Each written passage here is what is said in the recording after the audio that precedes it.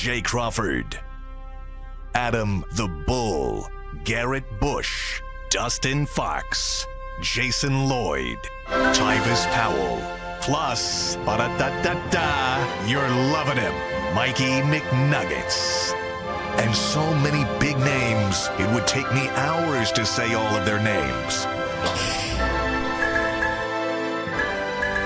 The ultimate Cleveland sports show starts now. Booyah! Welcome, everybody, to the Ultimate Cleveland Sports Show, along with G. Bush and Tyvis Powell. I'm Adam the Bull. We got Steve, we've got Mike, we've got Anthony on the other side of the glass, Earl up in his perch, and a lot to get to on this Tuesday. What's going on, guys? I mean, we just cooking. I can't hear it. Maybe it's Can't hear? Can you hear? I did. Check, check, check. 1, 2, 3. Can you hear me? Yeah, I can hear a little bit. Maybe Okay. You got to turn yourself up a little Man. bit. There you go. I don't know what's happening. Be deaf. No, we got no guests today. Well, you don't really need it then. No matter. That's true. You're right. Up here You blowing just got to on hear. the thing. You can hear Mike even without the earpiece. Tyvis, what's going on with you? Nothing much, man. Today is my last day of no sweating. What does that mean? I thought you were like, today's your last day at UCSS. I was like, dang, bro. What do you mean no sweating? What does that mean? So when you get the You hair thing, right. you can't sweat. Yeah, but you can't control that. Yeah, but I've done the best if I could. Yeah. That I didn't sweat. The only time I sweated a little bit was at Dustin's wedding. Yeah. Now Well, speaking of Dustin's wedding, Mike Doss was on you. Like, oh my God. Mike is mad at me because I'm in my athletic prime still, Yeah. and he's way beyond his. That's what this is about. I don't know if you guys talked about the. Well, you weren't here. G, you were here. Did you guys talk about the wedding at all?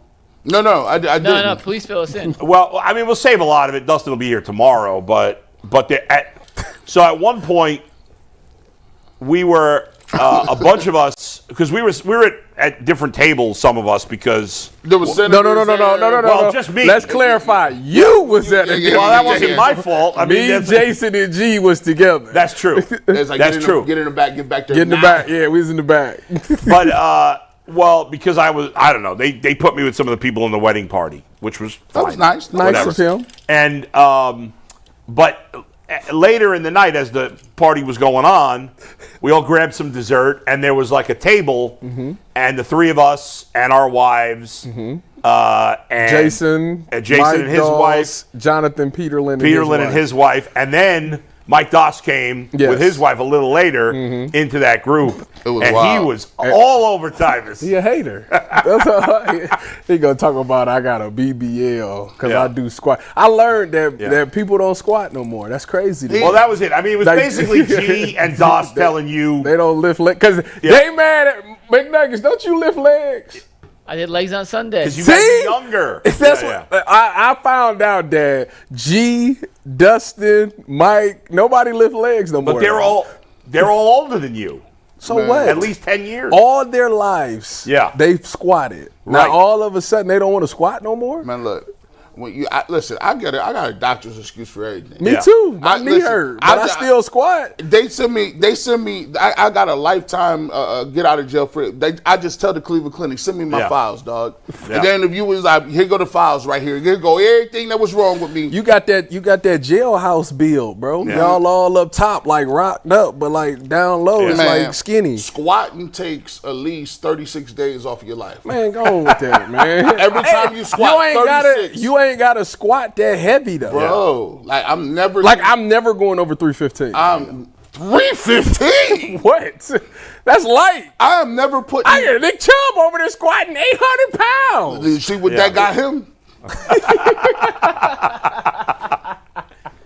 You ain't doing all that, bro. Now, come on, man. 315 is the most that I'm ever going. Now I that I'm a am retired never. athlete. I am never putting that much weight on my back. 225. Ever.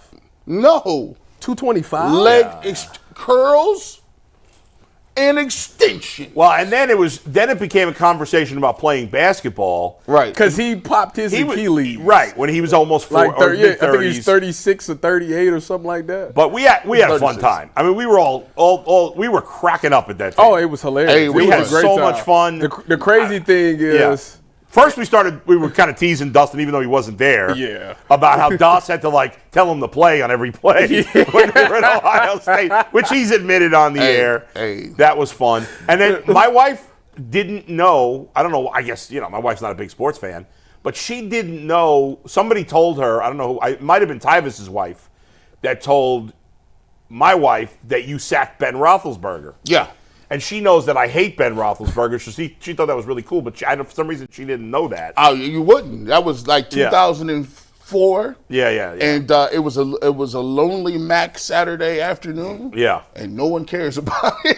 If you know, I think the most searched thing in the world right now is, like, we be talking, and then you know how you do a reverse lookup? They'd be like, 90 Day Fiancé G. Bush, or did G. Bush really play football? Those are the two biggest ones.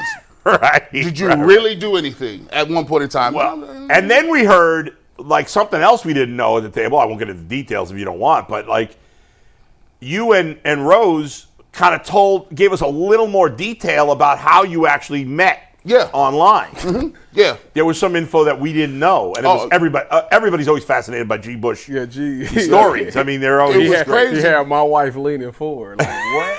His wife was hilarious. Like, I can't even tell it. Like, there was a point in time where Rosie had, like, was doing citizenship to, like, move to Canada. Right. Like, and so she has to do her paperwork. And so when you do it, you have to go home. You have to apply for permanent citizenship. Yeah. She was there for 6 months, right? So in between and during that 6 months process, they're like, listen, you got to learn English. You got to learn how to talk. Yeah. And they're like, what's the best way to learn English? It's like, listen, talk to somebody online. Yeah. And so, like, she signed up for a dating profile, and then I had a dating profile, but we was on for two totally different reasons. Right. She was just looking to learn English better. Yeah, my brother had showed me, like, these blogs from, like, Thailand and the Philippines. And after he showed me them, I said, hold on, bro. Yeah. Oh, yeah, I got to put me a profile out there, dog. He said he woke up the next next 300 day. and 300 messages. Listen, we found out how Tyvis and his wife met. Mm-hmm. We found out Mike Doss met his wife now. I mean, he's been married a long time. He met his wife when he was like 13. I've known, and it was funny. They said, you and Mike Doss get along so well. Like, my wife was like, you guys, I said, I've known him and his wife since we were 5. 5 whole years old. Yeah. And she's been like, they've been like that forever. Yeah. And then one point, my wife, Tyvis's wife, and Mike's wife were like conspiratorial, and I don't know what the hell the three of them were talking about over there. Ain't no telling. And by the way, so basically, Tyvis's wife runs the whole situation. Whoa. Jason Lloyd's wife runs the whole situation. We know that. That's true.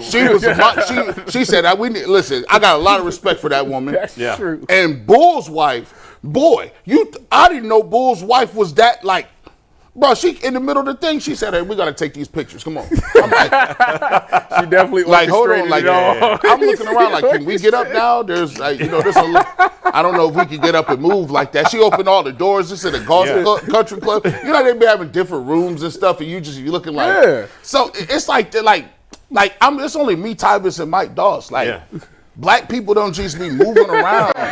Like, I'm gonna just stay in this one spot. Like, y'all be really having that gumption. Like, I see why y'all, like, had explorers like Christopher Columbus. Y'all be like, let me get in this boat. At least I'm gonna get in this boat and go traveling somewhere. At least G. Bush was on time. I was there. Yeah, I was like, you I wasn't was catching like me. 15 minutes late. Yeah. 15, but it was perfect because all the seats was taken anyway, so it was only standing room. So it was like nobody even noticed I was late. I was not gonna. It was funny because I saw during the ceremony. Obviously, You were talking, but I was looking for you guys, and I didn't see you. Yeah, I was to the right. I was under the gazebo. Okay, I gotcha. was not- I saw G. I saw Jason. Well, they were sitting right in front of me. Yeah, it was good to see. I hadn't seen Keith Britton in a while. I hadn't seen Lima in a while. Lima. And Peterlin's wife is more famous than everybody. Yes, she is. She's got like 1 million. Yes, she. Follow her on Instagram and TikTok. CLE Food, man. She is awesome. She does these great videos. Mm-hmm. She's got crazy followers on Instagram. It was a great night. It was. Dustin give more details tomorrow, but it was a beautiful wedding. They looked great. The place, the country club, was beautiful. It was. It ended up being perfect weather. The sun peaked out just as we were doing the ceremony. The rain was in the morning, but it had cleared out. And her dad, I gotta just throw this. Her dad was the nicest dude in the world. Very nice guy. Yeah. He came by and shook everybody's hand and said, "Thanks for coming." Right. Yeah, he was a nice guy, and it was a beautiful day. And we'll talk more about it tomorrow with Dustin. But go ahead, Mike. No, I'm glad it was fun. The Yeah. pictures looked awesome. You guys looked great. Dustin looked great. And Dustin's back tomorrow. He's taking his honeymoon at the end of the month. Yeah. So we'll have Dustin for 2 more weeks. Can't wait to hear a little more on his perspective from his own wedding day tomorrow. Yeah. But we got a big show. We got some Cavs, some guards, and some Browns to dive into. You know what? Can I tell one more quick story before we get to it? Make it quick and One let's more do it. quick Yep. story. Yep. Because this was an ego moment for me, so I'm gonna share this moment. so this was funny. So I'm sitting there, and Tim Ryan, who was a congressman from Ohio. Yeah, I remember this. And he ran for Senate against J.D. Vance last year. He lost, obviously. He may be running for governor. By the way, Jim Tressel was there Friday night. He wasn't at the wedding Saturday, but he was there Friday night. He couldn't be there for the wedding. He may be running for governor too. But anyway, so Tim Ryan comes over to me, and we're talking. He's a lot taller than I thought he was. Oh, he's very tall. He's about 6'3". Yeah. So he and I are chatting for a few minutes, and then there's some guy like standing off to the right, waiting to talk. And I'm thinking like, okay, he's waiting to talk to Tim Ryan. He's a famous politician. Blah blah blah. The guy was waiting to talk to me. Who was it? Just some random guy who was a fan and wanted to talk. Trying to chat. But I was like, yeah, he didn't even care about the politician. I thought that was a nice That is. We're ego proud of you stroke both. there. You're finally doing something in the life. Like, you've reached that level Exactly, of status. right? So very, very and by the way, a proud. lot of people were like, you should do my kid's wedding and you should do this wedding. And I'm like, Side hustle. pay me $10,000, I'll do it. Dang. It's a lot of work doing those weddings. You put in a lot of work doing this. I did Jonathan and Elise and Dustin and Sarah. I know them. I care about them. They're people I know and care about. To do it for a stranger, I'm not doing that. I mean, you have to pay me a crazy amount of money. Bush trying to cost me $50,000 Hey, man. For what? because he was. I didn't have a traditional wedding. I went Oh, to it's the a wrap. crowd. Oh, yeah. So G. Bush was throwing out the, for big the party. 10 years, Yeah. y'all got to do something. I'm looking That's at true. him like, We'll, what is we'll wrong discuss with you? your future wedding And then plans I've said over you got to time. go on a honeymoon too. But, Let's go. Yeah. go ahead, Mike. Let's dive into our first that was topic yours. of the day after a quick word from FanDuel. The NBA Finals are in full swing, guys. Last night's Game 5 delivered highlight-worthy performances, major momentum shifts, and can't-miss moments. And if you want to get in on the action, there's never been a better time to do so than right now on FanDuel. FanDuel makes it easy to stay in the game before tip-off and live with player props, performance trends, same-game parlays. Fans have more ways than ever to play smart and win big. If you're new to FanDuel, right now is the perfect time to sign up. Head to FanDuel.com/UCSS and place your first $5 bet. If it wins, you'll get $200 in bonus bets. Make every moment more with FanDuel, an official sports betting partner of the NBA. So we're going to start with the Cleveland Browns and start with something that actually happened on UCSS last week. I was waiting to do this topic until we had Tyvis and G. Bush back in here because I think they could offer some unique insight into the discussion we're about to have. But I'm going to play you a sound Thanks a lot, bite. Mike. Mike doesn't think I could offer unique insight into See how this. you do Appreciate you? it. Well, you Appreciate that. never dove into an NFL playbook like these two As far have. as you know, So but let's that is go. true. You know what, Bull? I should apologize. If you have dug into an NFL playbook, then Many you are times. uniquely Go ahead. qualified for this conversation too. But last Thursday, we had Jory Epstein on the show from Yahoo. She had spent 2 days in Berea covering the Browns. Then she wrote her column over the weekend. Charles Robinson, who also is a national NFL writer, wrote a column on the Browns quarterback job. I want to play you a soundbite from Jory and then read you some excerpts from the two articles because they both mentioned something in different ways that we hadn't heard prior to this information. Jory said this first on Thursday, and I don't want to say we glossed over it, but we didn't really ask any follow-ups to it. I didn't really make anything of it until I read more into the article she wrote and Charles wrote. But this is a 50-second clip from Jory Epstein when she joined us last week, and then I'll read you guys the clips from Charles Robinson and Jory's article. This was Jory on UCSS last week. But the guys who need the most work right now are the rookies, and that's not a knock on them. That's because they don't have pro experience. And then I would even say that Dillon Gabriel and Shedeur Sanders arrive at the NFL with pretty different levels of foundations, not because of, this is not about where they can go. This is about where they can come from. And where they came from is Dillon Gabriel played for 3 schools, all sorts of offenses. it really had a much wider range of foundation, in my opinion, in terms of the offenses he was exposed to. And so I think he is a little bit ahead of Shedeur Sanders, and I think that's reflected in who's getting these snaps. So I would say, to answer your question, now that we have that context, the reason Shedeur Sanders is not getting first-team reps is because it's going to take a little bit of time before operationally and from a cadence standpoint and from a playbook standpoint, he is ready to excel then. And they're not trying to put him in a situation where it's just like obvious how unready he is for that. So that was Jory Epstein. And then over the weekend, Charles Robinson wrote an article. The headline of the article was this: Shedeur Sanders can win the Cleveland Browns starting quarterback job. Here's how, from inside the building. And then he went on and wrote this, and you'll see it on your screen. Physically, Sanders can start in the NFL right now. Despite all the talk about the Colorado Buffaloes offensive coordinator Pat Shurmur utilizing a pro-style scheme that supposedly made Sanders more, quote, pro-ready than some other quarterbacks, I don't think that is proven to be the case. Not only is Sanders going to be mentally swimming with the complexity of an NFL offense, there's a lot of work to do with the basic terminology and verbiage used by Stefanski's scheme. In short, I don't believe Shurmur's Colorado offense had as much NFL overlap in either of those departments, which means that Sanders is going to have to learn from the ground up when it comes to something as simple as being able to memorize and spit out all the verbiage of an NFL play inside the huddle. That's hardly an unusual problem when it comes to a rookie quarterback, but it's a much bigger challenge when you weren't really operating a complex offense in college or calling complicated plays or protections in a manner that had a lot of NFL overlap. Sanders has to learn the Browns offense and then learn how to speak it, and quickly, so that he can get to the line of scrimmage and make his pre-snap reads. That was Charles Robinson. So Mike, when you sent the rundown to us, yes. The Can you Jory's quote real quick before you do that? All right, go ahead. And then Jory, who wrote an article on the Browns quarterback battle, we heard what she said about Shedeur in the clip. She wrote more about Dillon Gabriel and his perspective in terms of picking up the offense. She said, quote, Gabriel's acclamation has impressed the Browns deeply. His high-level processing and 6-year college foundation has readied him to be treated in some ways basically like a veteran, Andrew Berry said. Reese praised Gabriel as a player who you don't ever need really to correct him twice. The first-team reps he received in minicamp reflected his grasp with a Wednesday red zone needle threaded to receiver Jalen Gill in the back of the end zone, the type of anticipation the Browns want to see from the room. She went on to call his processing like a machine. All right, now first of all, most of what was said by both of them, outside of the Andrew Berry quote at the end on Dillon Gabriel, the rest of it is just speculation. None of it is based on inside information.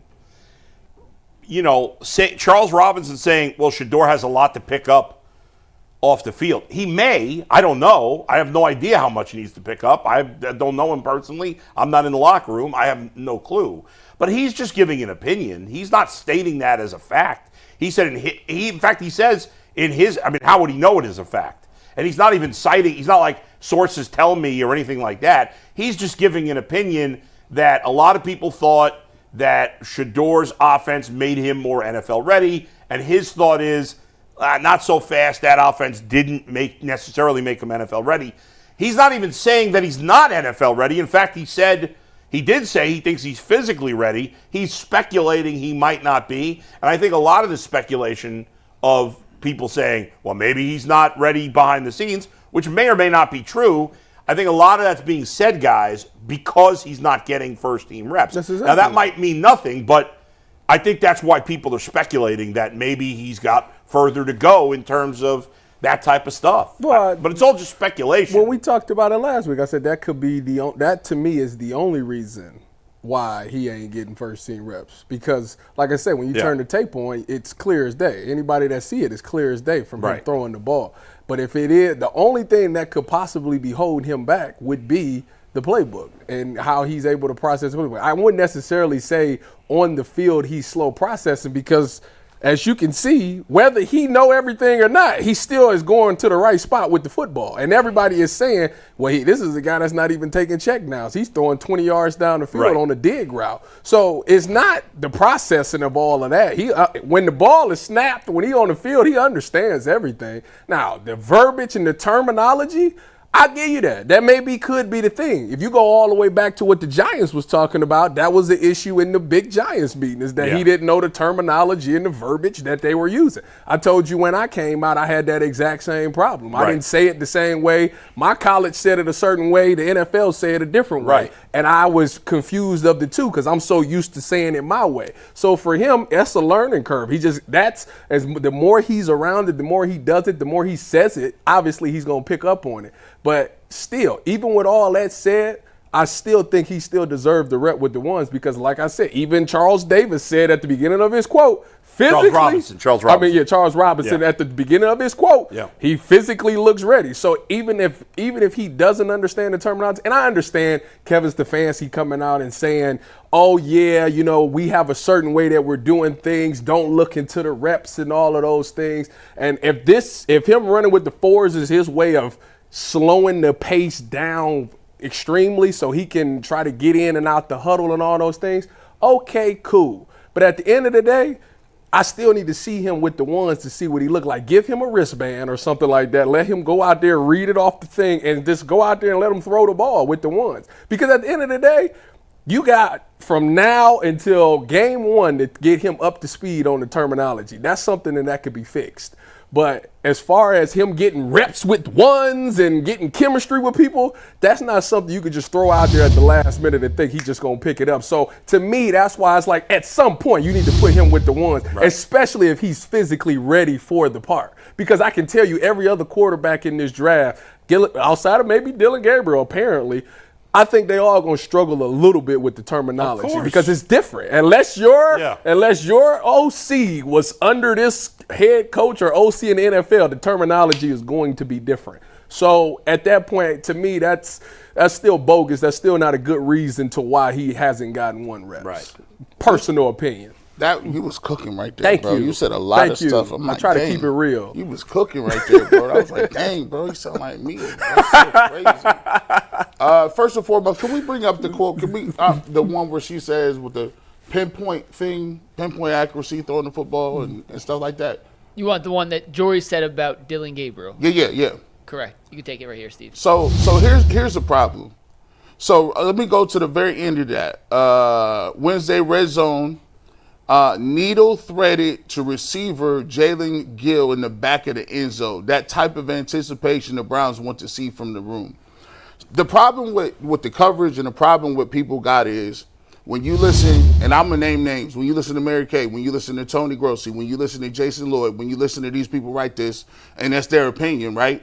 And there's never that level of detail when Shedeur Sanders does something. When he throws a bomb and he's wide open, touchdown. When he threaded that needle right there, when he caught it in the back of the end zone, like this, touchdown. With that was. In fairness, I don't know. I can't speak to the others. I'll say Jason's not writing that kind of detail about Dillon Gabriel either. Well, no, I'm just saying. Yeah. But we haven't that level of detail. Tony Grossi say, oh, yeah, I thought Dillon Gabriel, he spins it the best. He throws the most tight spiral. Yeah. Listen, I'm going to just keep it real with you. When he caught that ball in the back of the end zone, there was actually people on Twitter talking about whether the foot was in or not. Talking about you talking about Shedeur? Yes. They said it was an incompletion. This is the problem. But that has nothing to do with Shedeur. That ain't got nothing to do with it. And people get upset because you're sitting here with that crazy, like it ain't crazy, it's a nice throw. It just seems to be that everything Shedeur Sanders does is minimized, right? Let me continue to give it to you right here. People keep telling me that Kenny Pickett is a starter. He's going to start. Let me ask y'all a question. Put it in the chat. Where are the Kenny Pickett highlights? I don't think that. That doesn't matter. I wouldn't start Kenny Pickett. Now let's go bring it back. Hold on, I got one for you. I had somebody tell me that Shedeur he was a 5th round pick, so they treat him accordingly. And I said, Kenny Pickett got traded for a 5th round pick, so he should be treated accordingly. And we gonna call a spade a spade. Every person I ask, tell me 3 concrete traits why Kenny Pickett is ahead of anybody at camp. They can't give you anything. I don't think most people think Kenny Pickett's going to start. I know there's a few. Jason Lloyd. All the beat reporters, all of them. I don't think they all think he's going to start. Mary Kay has said it from Jump Street. Jason Lloyd says yes. Yes. And Tony, I think that's it. Well, no, Jason Lloyd doesn't think he should start. No, Jason he Lloyd said he thinks is. He will start. He will based on start. the information Right. he's getting. But my thing is, so I'm looking at Let's clear. Wait a minute. Let's clear Jason's name. Jason said that Joe Flacco looks the best. He says Flacco looks the best. So Which is obvious. I think everybody knows. So let's clear Jason's name. And I'm not specifically talking about Jason Lloyd, right? I'm specifically talking about there's this blind thing where it's Kenny Pickett, and I'm like, okay, well, if you look at the statistics, Not from fans. if you look at the statistics of the way like they're putting it out there, he has almost the worst completion percentage. He's throwing no touchdowns, and nobody at camp has said, man, All right. that Kenny Pickett is slinging a rock, Tyvis. All right. Nobody. I'm going to upset everybody again because once again, I'm going to say I don't care about the statistics. Okay, that's fine. I've been consistent with that. That's fair. Good or bad. I don't care who has. I want to know from guys like Tyvis, from guys like you, if you were there, who looks the best to me. I don't care what their stats were. And I have to go to see it. From the people that are there and the people that I trust, like Zach Jackson and Jason, they've said for the most part consistently that Joe Flacco has looked the best. That's what they So said. if we're trying to win, if that's the goal, and I understand sometimes there's mixed goals, but if we're trying to win, it seems pretty obvious Joe Flacco should be the starter. If it's about an eye on the future, from what I've heard from people that have been there, Shedeur Sanders has looked better than Gabriel. Although Gabriel's looked good too, and that's good. It's almost like our entire fan base wants Shedeur to look good. Half of our fan base, maybe not half, whatever percentage, doesn't matter. That some of our fan base wants Shedeur to look good and Gabriel to look like crap, and the other part of the fan base wants Gabriel to look good and Shedeur to look like crap, and that's idiotic. I want them both to look good. They have both looked good from the people that I trust that have been there. I don't really, honestly, who's looked better at this point? Probably Shedeur from what I've heard, but I don't know how much it matters at this point, right? This is just a step in the process. And so here's the things I know. That you tell me if you disagree. This is what I believe I know. A few things about this whole situation. There is very little honesty when it comes to Shedeur Sanders either way. We have, like politics, everybody's taking their camps, and neither side is being fair. I feel like I'm in the middle trying to keep and I've been I'm trying to be in the killed by middle, too. people, even though I don't think I've said a bad word about Shedeur Sanders, but I've been killed as if I'm a hater because I feel like one of the few people that's being honest about the situation. The people in the Sanders camp and the people in the anti-Sanders camp, both sides are absolutely ridiculous. On this side, you can't critique Shedeur Sanders. If I say the stats don't matter for everybody, that's turned into a knock of Sanders, which is absurd. And the people on the other side are obsessed with he's a fifth-round pick, which is a disingenuous thing to say, even though it's factually correct. And you know it's disingenuous. If you have the people who are covering the team that consistently, first of all, their voices are bigger than the regular people. Let's be clear. They have thousands of followers. But that doesn't mean that the people here aren't wrong too. But here's what I'm saying though. You got to look at it from the perspective of this. So when you, like a lot of people's perspective is, you guys come on in, be quiet, don't say nothing. They're looking around like, I mean, I don't know you like that. What do you mean? What do you mean? I don't know. Like there's a perception of that Shedeur Sanders, his fan base or whatever this fan base is, they should come in, take people's word for it. Yeah. Say whatever and toe the company line and sit down. I don't agree with that. So I don't either. Yeah. But what I'm saying is, what happens is when you get a person who you feel has been slandered, they're going to be sensitive. Yeah. I understand that. I think generally, and I can't speak for everybody. Listen, in fact, I referenced you this morning on my podcast because Shout out to Jay. Something you said a few weeks ago in that podcast you did that we talked about. You said something that at the time I didn't really agree with, and I've kind of changed my mind after a couple of weeks, that there is this frustration from people to having to talk about Shedeur Sanders, which I didn't really see in the beginning, and now I think it's the case. I think it ties into this, well, he's a fifth-round pick stuff. And I think it's all tied together, and I agree with you that if you're in the media in Cleveland, and you're sick of talking about Shedeur Sanders, you're in the wrong business. This is what we do. You're in the wrong. This is great. very If true. nothing else, this is great for It is conversation. the best thing that's So ever I don't know happened why to anybody Cleveland would be this summer. sick of having a conversation, and that frustration could lead to some negative talk. I will admit, when Tim Tebow came in the league, and this is different because we weren't covering him; he wasn't in Cleveland. I was sick of hearing about Tim Tebow, and it colored my opinions of him, and I became more negative about him because I was sick of hearing about it.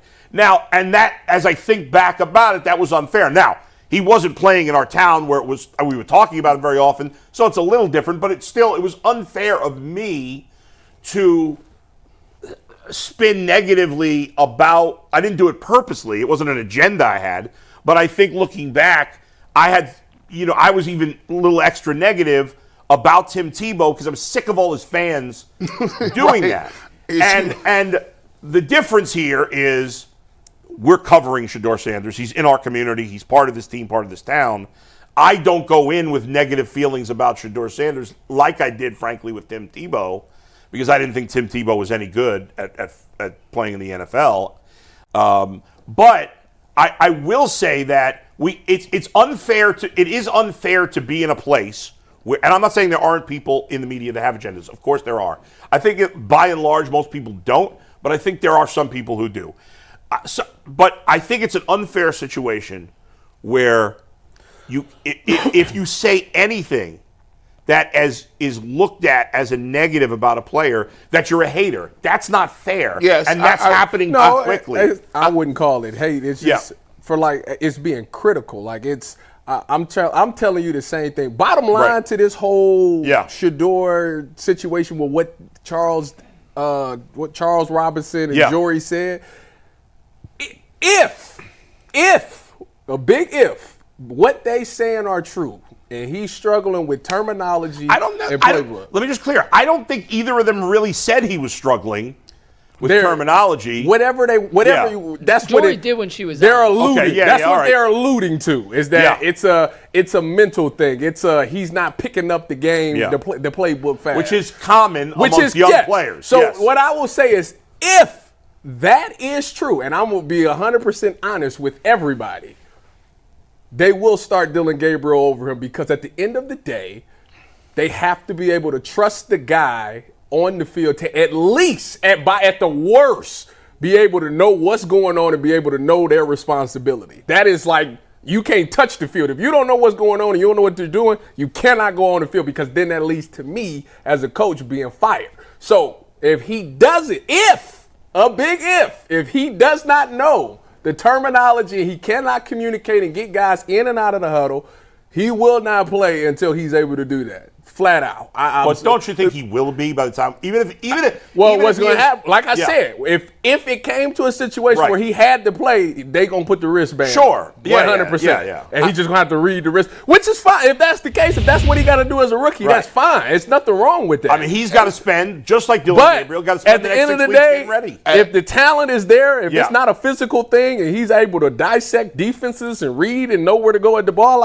you got to play the kid. I like when on one article I said this too. I read both articles, and what he said was, he might be getting first team reps, but he said something that was very, very important for people to get. When he get out there in these scrimmages or in these preseason games, don't think if he light it up, that ain't gonna weigh more than what we talking about right here.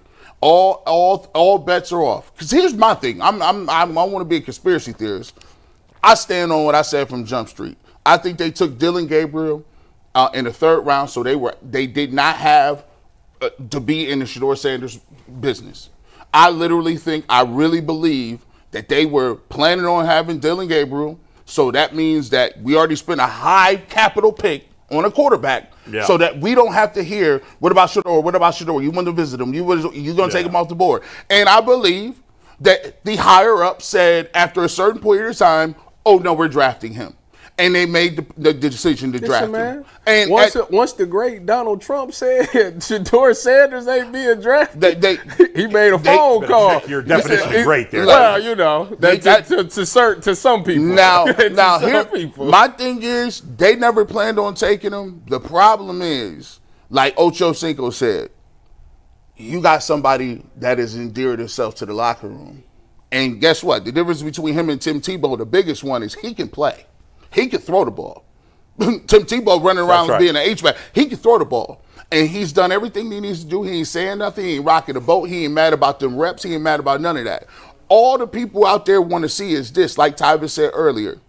We want to see what he can do with Jerry Jeudy. That's it. I want to see what he can do with David Njoku. I want to see him with Junkins. I want to see him with the first running backs. If you are cooking, if you are beating down the doors with the 3s and 4s, guess what?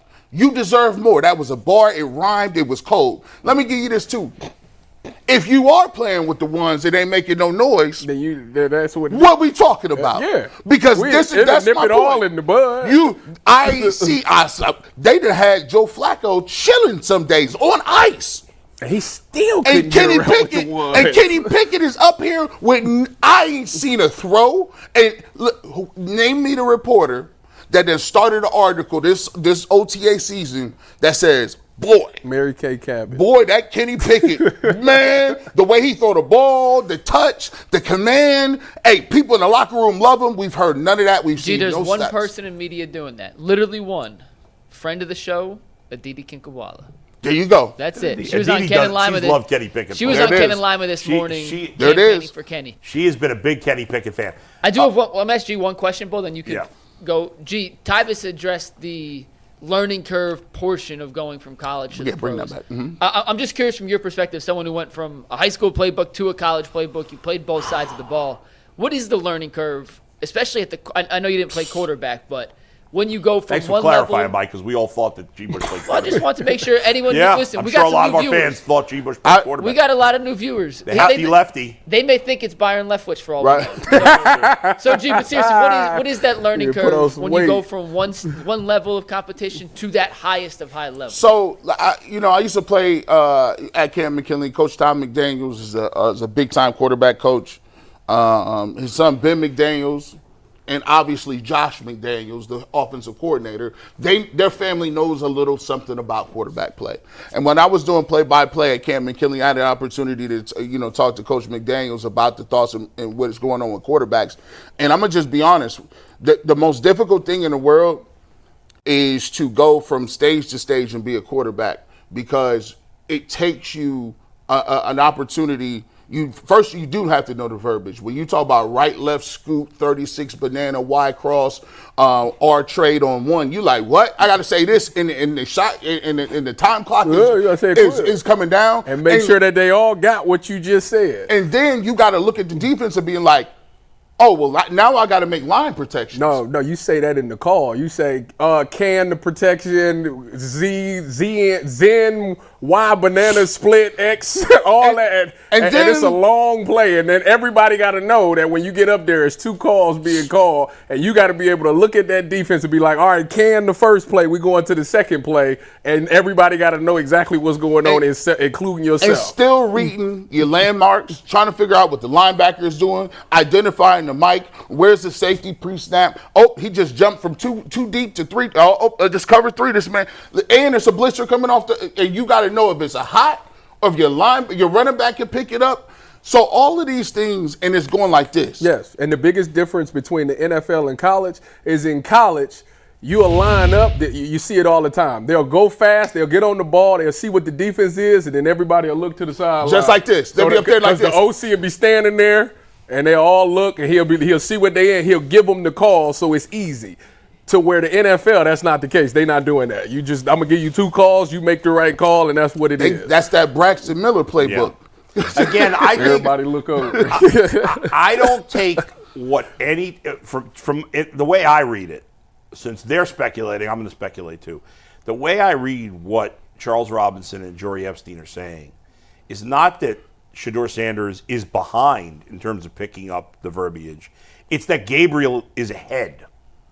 I mean, the man played 6 years. It sounds like Shedeur Shedeur is kind of at a normal. I mean, I just think all rookies, as you said, it takes time to learn the verbiage, and that maybe Dillon Gabriel, because he was in college for 6 years and played in 3 different systems, that he might be a little quicker than the average person. He's probably heard it. Great. He's heard it before. Like if Kevin comes in there and gives him the playbook and says some things, he'd be like, "We ran that at UCF, or we ran that at Oklahoma, or last year we ran that at Oregon." He's got more things that he's had to move from 3 different teams, so he had to pick up a whole new playbook. Right. It's not foreign to him. Not saying Shedeur hasn't from Jackson State to Colorado, but it's just a bigger difference. And it's tough. It's tough. Even when you get Tyvis, you know this.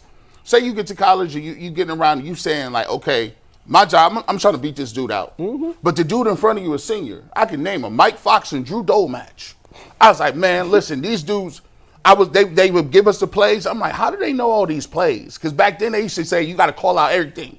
We gonna write. They would get on the board, write out the whole defense, know what everybody was doing. Yeah, I hated that. I hated that. I'm like, bro, this is the reason I got redshirted. But you know, I made it tough for him. I said, y'all know all that, but G. Bush makes plays. At the end of the day, they will find a way for you to get on that field. I make plays, and if I'm gonna make a play, I'm gonna celebrate. Then I'm gonna run because you don't want to. But I'm gonna get that off. And they say, you know what? I ain't seen this many production points ever here. I was like, yeah, the coach, at some point in time, they're going to say, it's what you do when them lights is on. Mm-hmm. And that part, you cannot coach.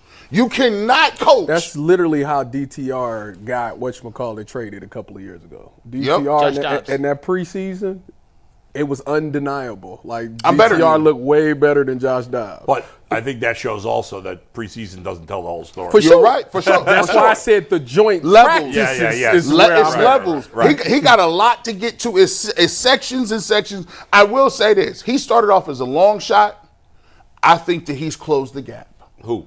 Shedeur Sanders. Oh. He started off as an extreme long gap. Long shot. Yeah. I think he's tremendously closed the gap between him and the other 3 quarterbacks because of the plays that he's making. I think the bottom line of this conversation, in my opinion, I think if you're a Browns fan and you've been searching for a quarterback forever, again, I don't know if either of these rookies is ever going to be a good quarterback in the NFL. We have no idea.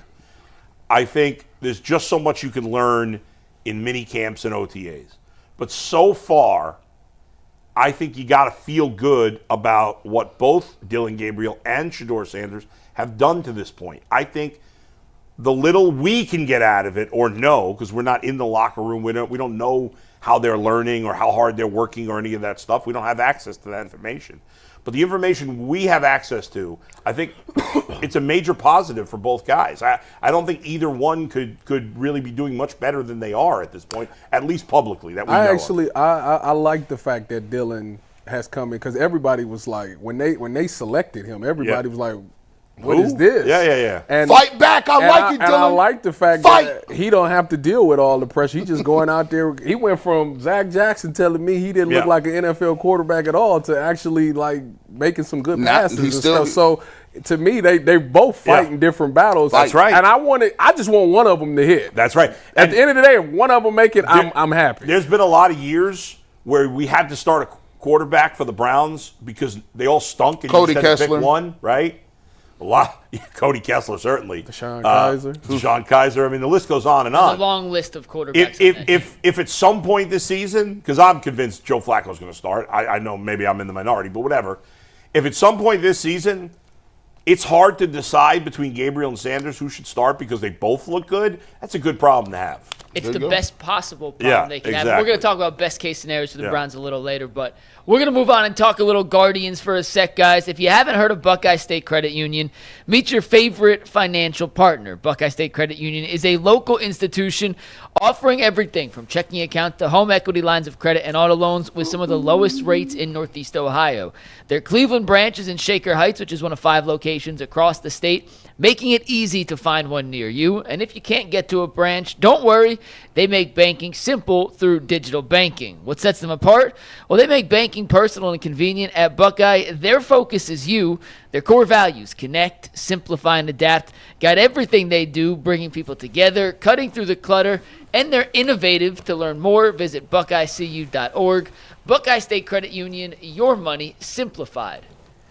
So 70 games into the Major League Baseball season, the Guardians are exactly a 500 baseball team. They are 35-35, and after being swept in Seattle to start a West Coast road trip, they were off yesterday. They take on San Francisco in a 3-game series tonight. But we're going to talk about the future of the Guardians. We'll get to the possible guys they could trade in the next segment. But, Bull, I was curious. I want to start with the when and then get to the how and who. But the question first is when. At 35-35, when is the time frame where the Guardians have to decide if they're going to be sellers at the deadline or push forward, considering the fact they may be 9.5 games out of the Central. They're only 1 game out of the wild card. Yeah, so if I'm the Guardians, I'm already thinking aggressively about making deals. Let me scale back a little bit for a minute, because obviously I've covered this team in depth since moving here in the summer of 2011. Okay, that's 14 years that I've been covering this team. So, and everybody knows how much I love baseball. And there's not a lot of good Guardians coverage, in my opinion, in this town, because there's a lot of members of the media that don't know baseball well and don't give an effort. And that's frustrating for those of us who love baseball. But I'll say this. In the 14 years I've covered this team, between manager and front office, like I and many others, including certainly G. Bush, have called for firings of Browns coaches. Yes. We've called for firings of Browns GMs. We've called for firing of Cavs coaches. Benching quarterbacks. We've called of benching quarterbacks, called firing Cavs GMs, all that. In 14 years, I have never called for the Guardians to fire anybody in the front office, and only once did I say they should fire their manager. That was Manny Acta in 2012, which is 13 years ago. All right? So in 13 years, I have not called for anybody in the Guardians organization to be fired. I hadn't even really seriously thought about it until today. Now, I am not saying right now, I'm not ready to go take this final step yet and say that I think the Guardians should fire their front office. Oh, my goodness. But I will tell you this. The only reason I'm not going that far now is because they overall have a good track record, although I don't like it the last 3 years in particular. And I think the owner is certainly a factor, hamstrings them, no doubt, which is why I'm not going. Unlike the Cavs and the Browns, even though I don't love their owners, especially Jimmy Haslam, the owner doesn't hamstring those guys in terms of financially. So that's an advantage that the Guardians don't have. And let me say that also, that Chris Anthony and Mike Chernoff would be scooped up and would definitely get jobs. I know a lot of people are convinced that Kevin Stefanski would. I'm not as convinced that he's certainly getting scooped up. The Guardians front office would get scooped up. And I'm not ready to say fire them. But Kevin would get scooped up as an OC. Certainly. He'd get, yes. But I am ready to say that these guys need to be on the hot seat. And in my opinion, if we're in the same spot a year from now, I'm giving them one more trade deadline, one more offseason.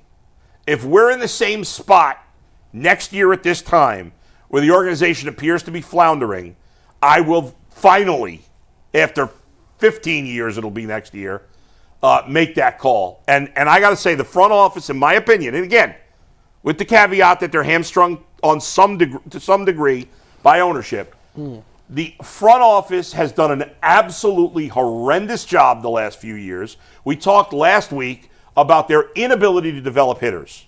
I don't remember who was on the panel that day. It was you, Jason, and the thug. Tyvis. Yeah. And Tyvis. Okay.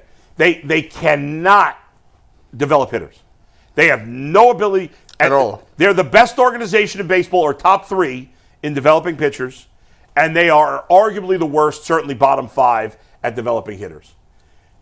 Since Francisco Lindor, there's 2 hitters. Jose Ramirez and Steven Kwan. That's it. And here's the crazy thing, which I probably said last week, but I'll say again.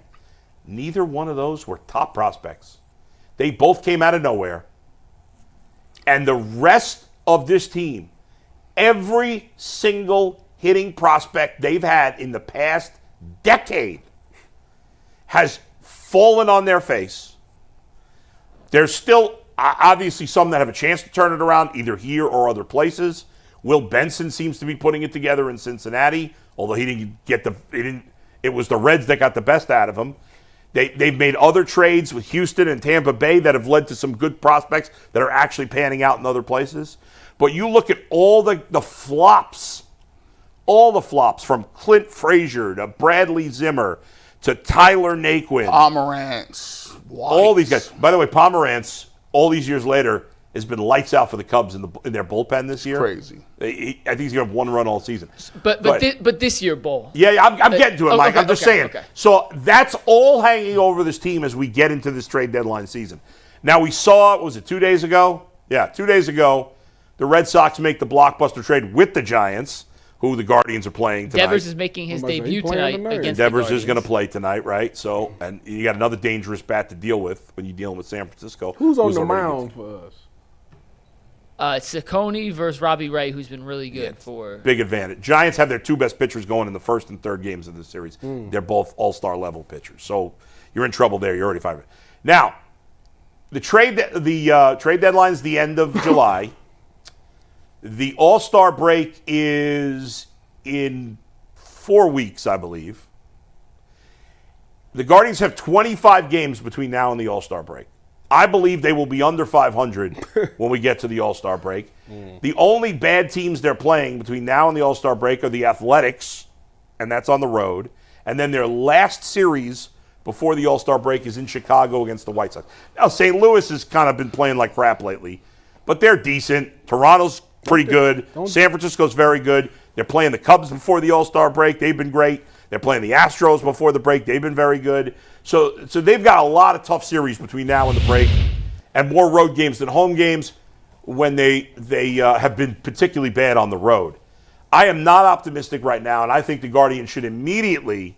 Now, I'm not saying that if they have an opportunity to acquire, when you think of traditionally selling, it means trading veterans for minor leaguers. They need to trade for them. If they're going to trade for minor leaguers, they got to be guys that are ready to play in the majors today. So they should be sellers right now if there is an appropriate trade for them. They are not going to be buyers. They are not going to be contenders. You could say they're only a game out of a wild card, which they are, but there's like 8 teams for the last 2 wild card spots. Yeah. And the Guardians are just not good enough. And they overachieved last year, and it's all coming back on them this year. And the way they have botched killing the trade value of all their prospects, every single one. They don't call guys up. Every other team in baseball is calling up their top prospects. Every team. The Guardians don't. Kafis. The guy's got nearly 1,000 OPS in Columbus after he had 1,000 OPS in Akron. Why is he not on this team? I don't understand. Well, there's 3 things that kill the Guardians all the time, and this is coming. No sticks. That's one, but then we're gonna get more philosophical. The things that kill them is think about this as your business model. Even if you develop and put a guy in place that's one of the top 5 guys in the entire Major League Baseball, you're never going to sign him. We know it. You know only Jose. That was it. And that's a huge discount. So you start off at that deficiency. Yeah. Second of all, you just mentioned it, and that's self-inflicted. That's they self-inflicted. Could sign most of those guys. They just don't. So okay, all right, cool. Yeah. We understand if you ain't got no money or whatever. Yeah. How's about we do this? Let's be one of these teams that develop at a high level, and our farm system is crazy, and our drafting is crazy. And guess what? We talked about it yesterday. Where are all these prime top 20 prospects that we were supposed to get? Where are they panning out? Where are they at? Where are the guys that's coming in the farm system? You don't have that. Then you put guys in the farm system, and it's purgatory. If you get drafted by the Guardians, you got a 10-year window. You may work 5 years in the minors before you even get a call up, and you don't even know. Like Schneeman, I'm like, okay, you be telling me about DeLauder, and then you give me Schneeman. I'm like, where did Schneeman come from? Like it's Big Christmas. We heard about all these other guys. Big Chris, they gave us Big Christmas. We're like, what happened to these corner outfitters you got? And then the thing that really hits them is this: we the only city in the world who do this. We speak of the Guardians front office as if they play. The first thing you say is not their hitters. It's how great they do with little resources. That's the first thing. The very I'm not first saying thing. that anymore. I'm done giving them credit for that. I'm not interested. But as a fan, you're like, that's cool. I know you like continuity. I know that you guys are stable. I understand that you guys have performed comparatively to the other two teams. And I'm like, well, that ain't crazy because we be mad at the other two teams.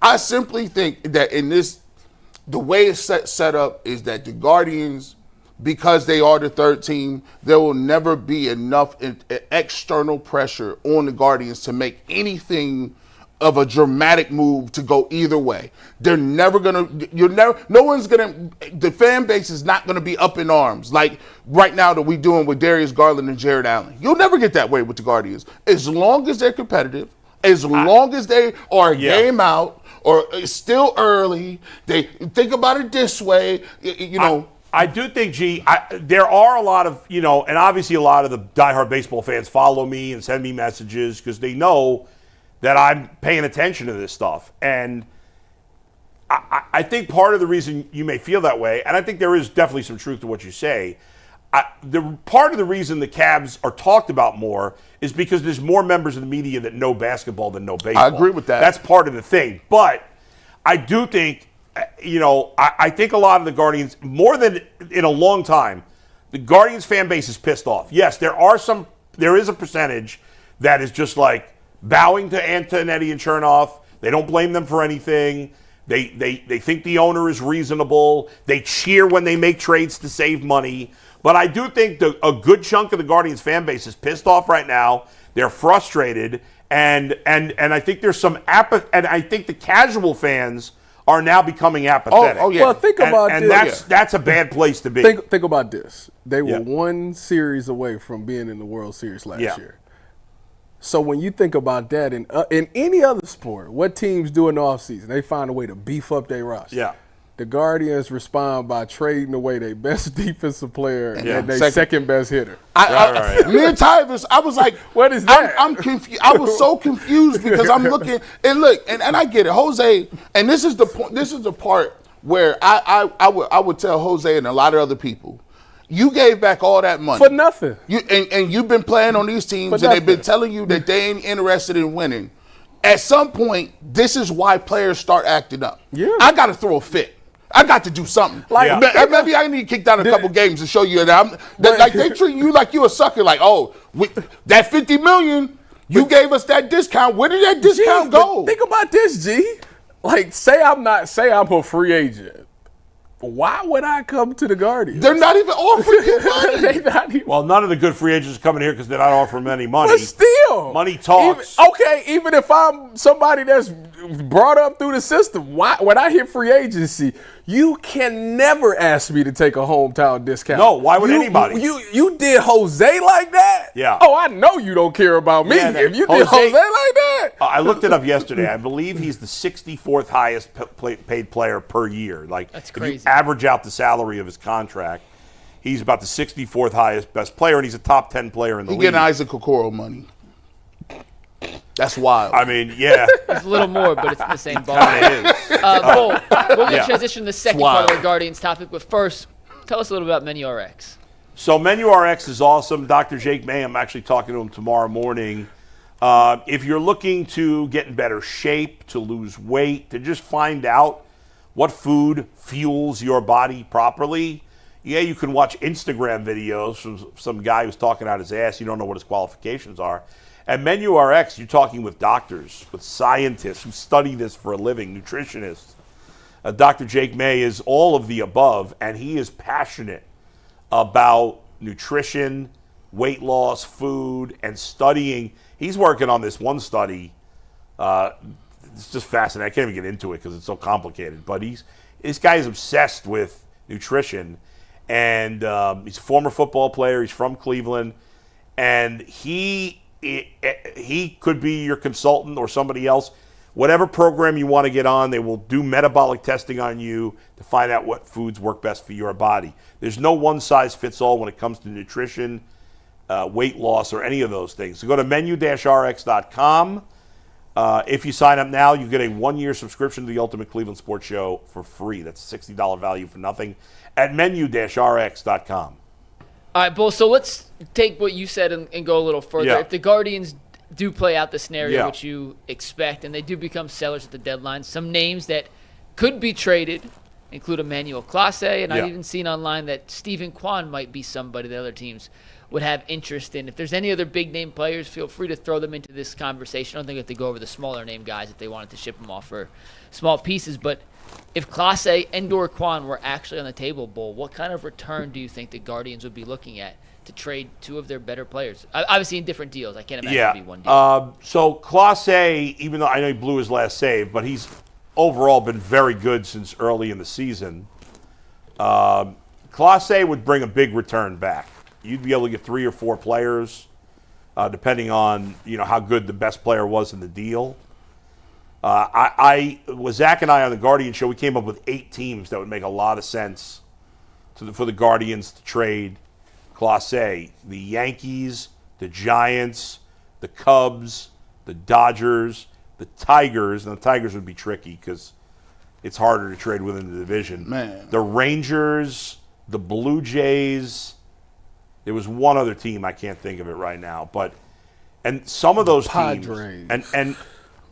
No, their bullpen's really strong. That's a strength of theirs. But a lot of those teams. So, for example, I'll throw the Cubs because I know them best with the Guardians. The Cubs have a top 10 farm system, and the Cubs have prospects that are ready to play in the majors. One of the Cubs' best hitting prospects is a guy named Owen Cassey. He's an outfielder, another outfielder they won't call up. Owen Cassey's ready to play in the majors, but the Cubs are loaded in the outfield. There's no place for him to play. So that's why he's in AAA. Otherwise, he would have, if he were on a bad team, if he were on the White Sox or something, he would have gotten an opportunity probably to play in the majors. He's the Imani Bates of baseball. No, he's more highly thought of than that. He almost got Got him. That was good. It almost hit him. And that's what I do. They're not going to. I don't think they'll trade Stephen Kwan. The Guardians never completely blow it up. They want to, their version of go for it again next year. Kwan's not going to bring you back a huge return because he's not a power hitter. Jason said they're going to trade him next year. They might. What do you mean? Next year? He said probably like this upcoming off season. You will maybe. You will I don't his think name. so. Because they said they tried to offer him an extension. He Yeah, turned it I down. think one more year before they trade him, but we'll see. But I think Clase could definitely be traded. It is a seller's market, which is the only reason maybe they traded Kwan. I don't know. It's a seller's market. There are a lot of buyers, and if you look at the sellers, the Rockies have essentially nothing to trade. The White Sox have Luis Robert. That's about it. The Pirates, they're not going to trade Paul Skeens, so they have very little to trade. Some of those teams don't have anything to trade. Emmanuel Clase would be one of the most valuable trade chips, and they could. Now, will they get it right? I don't know. There were a lot of people who thought they were baseball geniuses who, when I was pissed off that the Guardians traded Francisco Lindor, a year later were telling me, well, Andres Jimenez is better than Lindor. They made that deal. Look how they cooked with that. Lindor's still a superstar. Super. And they don't have a single player from that trade, the Guardians. Not one guy. So essentially, they traded Francisco Lindor for Luis Ortiz. Congratulations. You got a mediocre starting pitcher. Maybe he'll be better than that. Maybe he'll end up being a good starting pitcher. For an all-star guy who might be a Hall of Famer someday in Francisco Lindor. And I know it would have cost $300 million at the time or $260 million, whatever it was at the time, to sign him. They could have. What was that? He's also worth it. He's worth it. And they should have done it. And then you would have had 2 cornerstone hitters. But they didn't do it. And they didn't get anything for him. Nothing.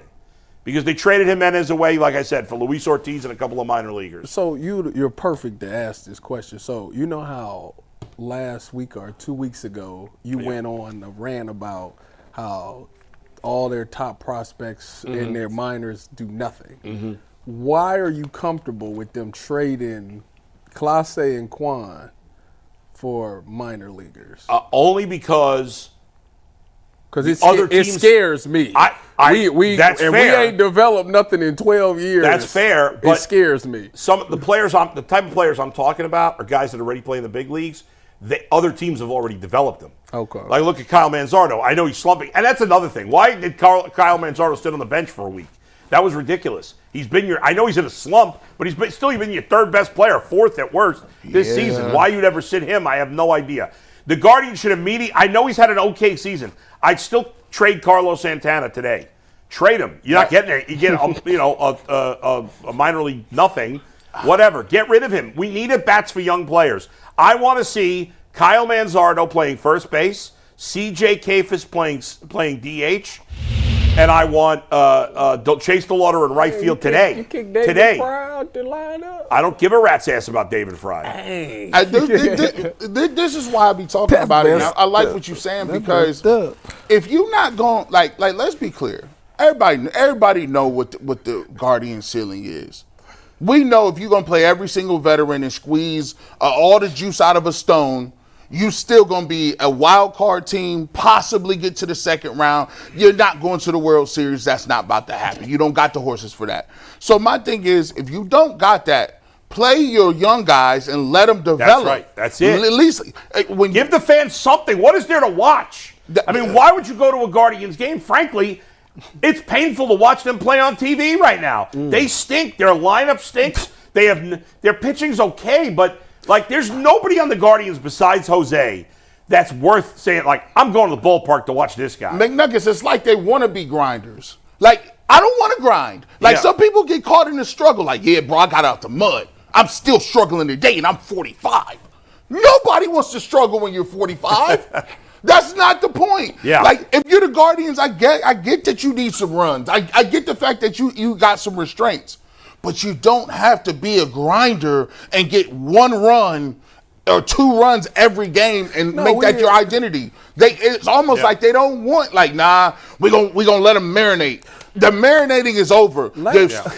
Last year, didn't we have like good fan attendance? Yes. Yeah, and the attendance was decent this year. It's So, probably declining now. I would imagine because we're not hitting a lot of home runs. See, last year we finished top half of the league in home runs. Yeah. Because I predicted it. And you had Josh Naylor. But now that we're not really hitting home Cleveland's runs. 23rd in attendance this year, by the way. Where are we at on home runs? Where are we ranking home runs? Well, they're fifth to the bottom in runs scored, so they got to be near the bottom in home runs. Give me 1 second. The Guardians, I was looking at it this morning, they're 26th in runs scored, ahead of the Pirates, the Rockies, the White Sox. See, that's boring. Yeah. And they don't even have a pitcher like as bad. Like obviously the Pirates are a way worse organization than Cleveland, but at least if you're a Pirate fan, you can go watch Paul Skeens once every 5 days. He's an exciting young pitcher. I think Guardians don't have a guy like that. You know what's scary? Guardians are 18th in home runs. Okay. I'm surprised they're even that high. That's not bad. You know what's scary, Tyvis? That's not bad. If we root for the Guardians to win a World Series, watch this. It would almost be. It's hard to say somebody winning the World Series is a bad thing, but it would prove them right. That they don't have to spend money. Because if they won a World Series by nickel and diming their roster, they would never pay anybody. But you know what? Here's the thing. Like in 2016, they weren't nickel and diming. They spent more money. Now, they didn't have a massive payroll, but it was way higher than it is now. Ain't it like $50-60 million almost like I more think than it their was? payroll that year was 130-something or 140. And remember, that's 10 years ago. So with inflation, that's equivalent to maybe, I don't know, 160, 170. That's a big difference. Huge. You know, and in the 90s. In 16, Yeah. the teams. Was it 130 payroll? In 16, I'm looking at 125. Legacy Baseball Prospectus. It says it was $96.3 million in No, 16, and then that's jumped to wrong. 125 in 2017. That can't be right. That was Encarnacion year. Yeah, well, then they spent money that offseason. Remember, they made aggressive trades at the deadline, getting Andrew Miller, who was a huge difference maker. They were spending. That's wrong. There's no way their payroll was 90-something. You know what's messed up? I'll look at a different website to check. Jason Kipnis will be a superstar in the squad. Oh yeah, he was a good player. But back then, it's like okay, it's Kipnis. It's not like Kipnis was like a bad player. But he made the All-Star team. But if we had Kipnis today, he's your third best player. Both two different websites say it's right in the same. This one has it at 104 million. I don't know how that's right. What website is that? Spotrac and Baseball Prospectus. I don't know how that's possible. Let look at Cott's baseball contract. I don't know how it's possible. You can go to Nickel and dime. You can go to thebarbershop.com and it'll say minimum. Yeah, Cott's baseball. That's what I'm looking at right now. Yeah, they said it was $90 million in 2016. 96 .304. Minimum. Damn, I don't know how that was possible. And then it jumped up $30 million the next 2 years. Yeah, the next 2 years. So they did spend after. That doesn't make any sense to me. I don't know. I know that. All right, maybe I'm wrong about 16, but they spent after that. They followed up that great season by spending in 17 on Encarnacion. So but even still, even if it was 100 million, which okay, my brain's off. That's still 10 years ago, and now 10 years later, they're at the same spot. Where is like the Dodgers at? The Dodgers, you can't even. I mean, that's Both. I just texted you a picture of the chart. Make sure I'm reading that right. I don't want to give people. I just wanted to know, like, is it that where the Dodgers at right now? Is it that big of a difference?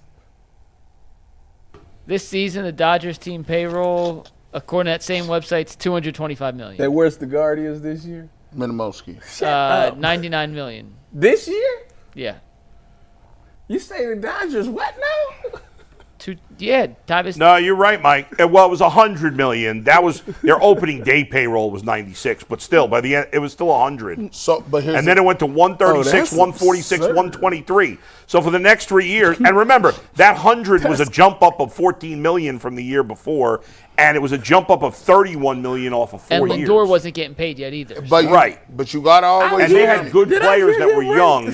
But then the payroll jumped 36 million the following year, then another 10. Then they went down a little bit, but they were still at 123. And ever since then, you know, COVID bag. Now listen, I knew it was bad. Yeah. I didn't know it was that bad. We had 99 million and the Dodgers at 225. Dodgers is 225. And that's just because they've deferred a lot of money on some of their contracts. Man, you know. It's worse than that. Yeah, like if Shohei Ohtani was Shohei Ohtani is, you know, like only getting paid the Mets are $322 million. Yeah. Well, they ain't got nothing to show for. You knew it was bad. The Bull Mets came ain't in got here. nothing to show for. Remember last year, Bull came in here and hyped us up about that new Japanese pitcher? Rory Sasaki. He's been hurt. Rory. And then he had to also then come in like a couple weeks later and be like, never mind, the Dodgers got him. Yeah. He said that was going to happen. I said he was going to sign there or the Padres. And I also said sign Gleyber Torres, who's been great. You ain't going to let that one go, I'm not letting that go because he'd be a great addition to this lineup. We ain't got no money. We can't afford it. They could have afforded him. They wasted money again on Austin Hedges, a useless player, for $4 million. Camaraderie. They wasted money on Scott Barlow. In the last few years, they've wasted money on Hedges, Barlow, Zunino, Josh Bell. What's his name? Jacob Junis, Carlos Santana, Paul Sewald. Dang, I forgot they even had Sewalds. All wasted money. None of those guys are worth a dime. Couldn't even sign Boyd back. Nope. Boyd's actually been a really good And by the way, season Jason made a big thing about how much the Cubs paid Boyd. He's been their best pitcher. He's been really good. All right, guys, we're going to move on to our next topic. The NBA playoffs are in full swing. The finals could come to an end on Thursday night. You got one last chance to get in on the action, and FanDuel makes it easier than ever to do so. Before tip-off or live, they have player props, performance trends, and same-game parlays. Fans now have more ways than ever to play smart.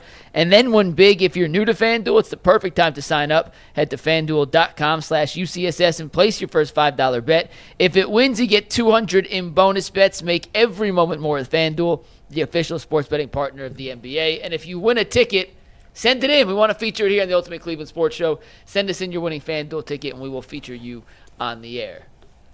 G, you were here yesterday. We talked about the Magic acquiring Desmond Bane yesterday, but Bull was not here. Tyvis was not here, so I want to progress that conversation a little further with something I saw floating around on Twitter. Tyvis, I'll start with you. Oh, man. Who's got a better core right now, the Magic or the Cavs? I put together a side-by-side comparison with the Ringers' top 100 rankings next to each player. Those are their top 5 guys. The Cavs have 5 guys in the Ringers' top 100. The Magic have 4. Those are their rankings. But Tyvis, who do you think has a better overall core now, the Magic or the Cavs? You know it's sad. It's sad. Yeah. It's just a year ago, it wasn't even close. Like, to me, it was the Cavs. And after this season, I'm still going to say the Cavs. I don't care what y'all say. I'm going to say the Cavs. But if we went up against them in the playoffs, I'd be scared. I'd really fear. I'd be scared if we went up against them in the park. Because they took us to 7 without Bane. Yeah. And now that they got a shooter. Yeah. The Cavs is the better group. Is the better core group. I'm gonna throw that out there. Y'all can feel how y'all want to feel. I think the Cavs is a better core group. I do like the age though of the Orlando Magic. I'm not seeing things clearly right now because you still furious. I'm in this mode where I feel like Darius Garland and Evan Mobley are overrated. Darius Garland and so Evan? Especially Darius, but I just feel like I don't know. I'm very negative on the Cavs right now, and I feel like I'm not able to give because the Cavs are better. Yes, yeah, that's what I'm saying. But we need to cut it out. I'm particularly down. I'm like, and Jason and Mike being so obsessed with Evan Mobley, and I love both those guys. Love them, they know I love them. Oh, talking about Mike and Mike and Jason. Yeah. Oh, okay. But they're both of them are pissing me off because they're so obsessed with Mobley, and you don't see it. All this talk about his defense, Mike, I just don't see him in big spots against good teams. Defensive player of the year. I don't care about that. That is a beauty contest. That's not legit. We can't be arguing these things like it's the whole thing with the Kevin Stefanski Coach of the Year. It's just ridiculous. These guys win awards based on narratives. Mike, give me the big spot in the big game where Evan Mobley made a big defensive play. You got him? Because it seems like he never does anything in a big spot defensively. Didn't he glass somebody? Where's his moment in the playoffs? If I remember correctly, he had a big block in Game 5 at the end of the first half against Jaylen Brown. That was last year in the playoffs against the Celtics. You're not even sure about that, and that's 2 years ago. Yeah, I mean, how many big-time defensive moments can you think about when the Cavs were getting blown out in Game 4? It's just... He didn't play Game 2. It was close. I don't know. Where are his moments? Why you hate him so much? I don't hate him. I mean, he was really good in the playoff series against the Celtics. We had that coming out moment. But I think he got hurt in Game 1. They had nobody else on the court. So he was very good in the first quarter of Game 5, and they went away from him. You really did. If you were putting together, do you really believe that Evan Mobley, when it matters, I don't care about these scrub teams that you're playing in the regular season. Could he? When it really matters, do you believe Evan Mobley is the 17th best player in the entire NBA? I'd take Paolo. I find that impossible. I'd take Paolo over him for sure. Yeah, I think Paolo's way too low on that list, but I do think Mobley's in the right range. So wait, what was Paolo on that list? I think you guys are 22. I take him over Let's face it, Evan. Mike. I ain't gonna lie to you. I definitely take him over Evan. Let's face it. To be an elite player in the NBA, you got to be a dog. You don't think Evan got that? Evan's not a dog. Do you consider Tim Duncan a dog? Yes, maybe not in a traditional sense. So why can't Mobley be a dog in the same sense as that? Did you just compare? Let me tell you something. No. I was thinking of someone who wasn't like an alpha personality. Tim Duncan might not be an in-your-face type of player. He lost his but mind. His game was all dog, Mike. You know that.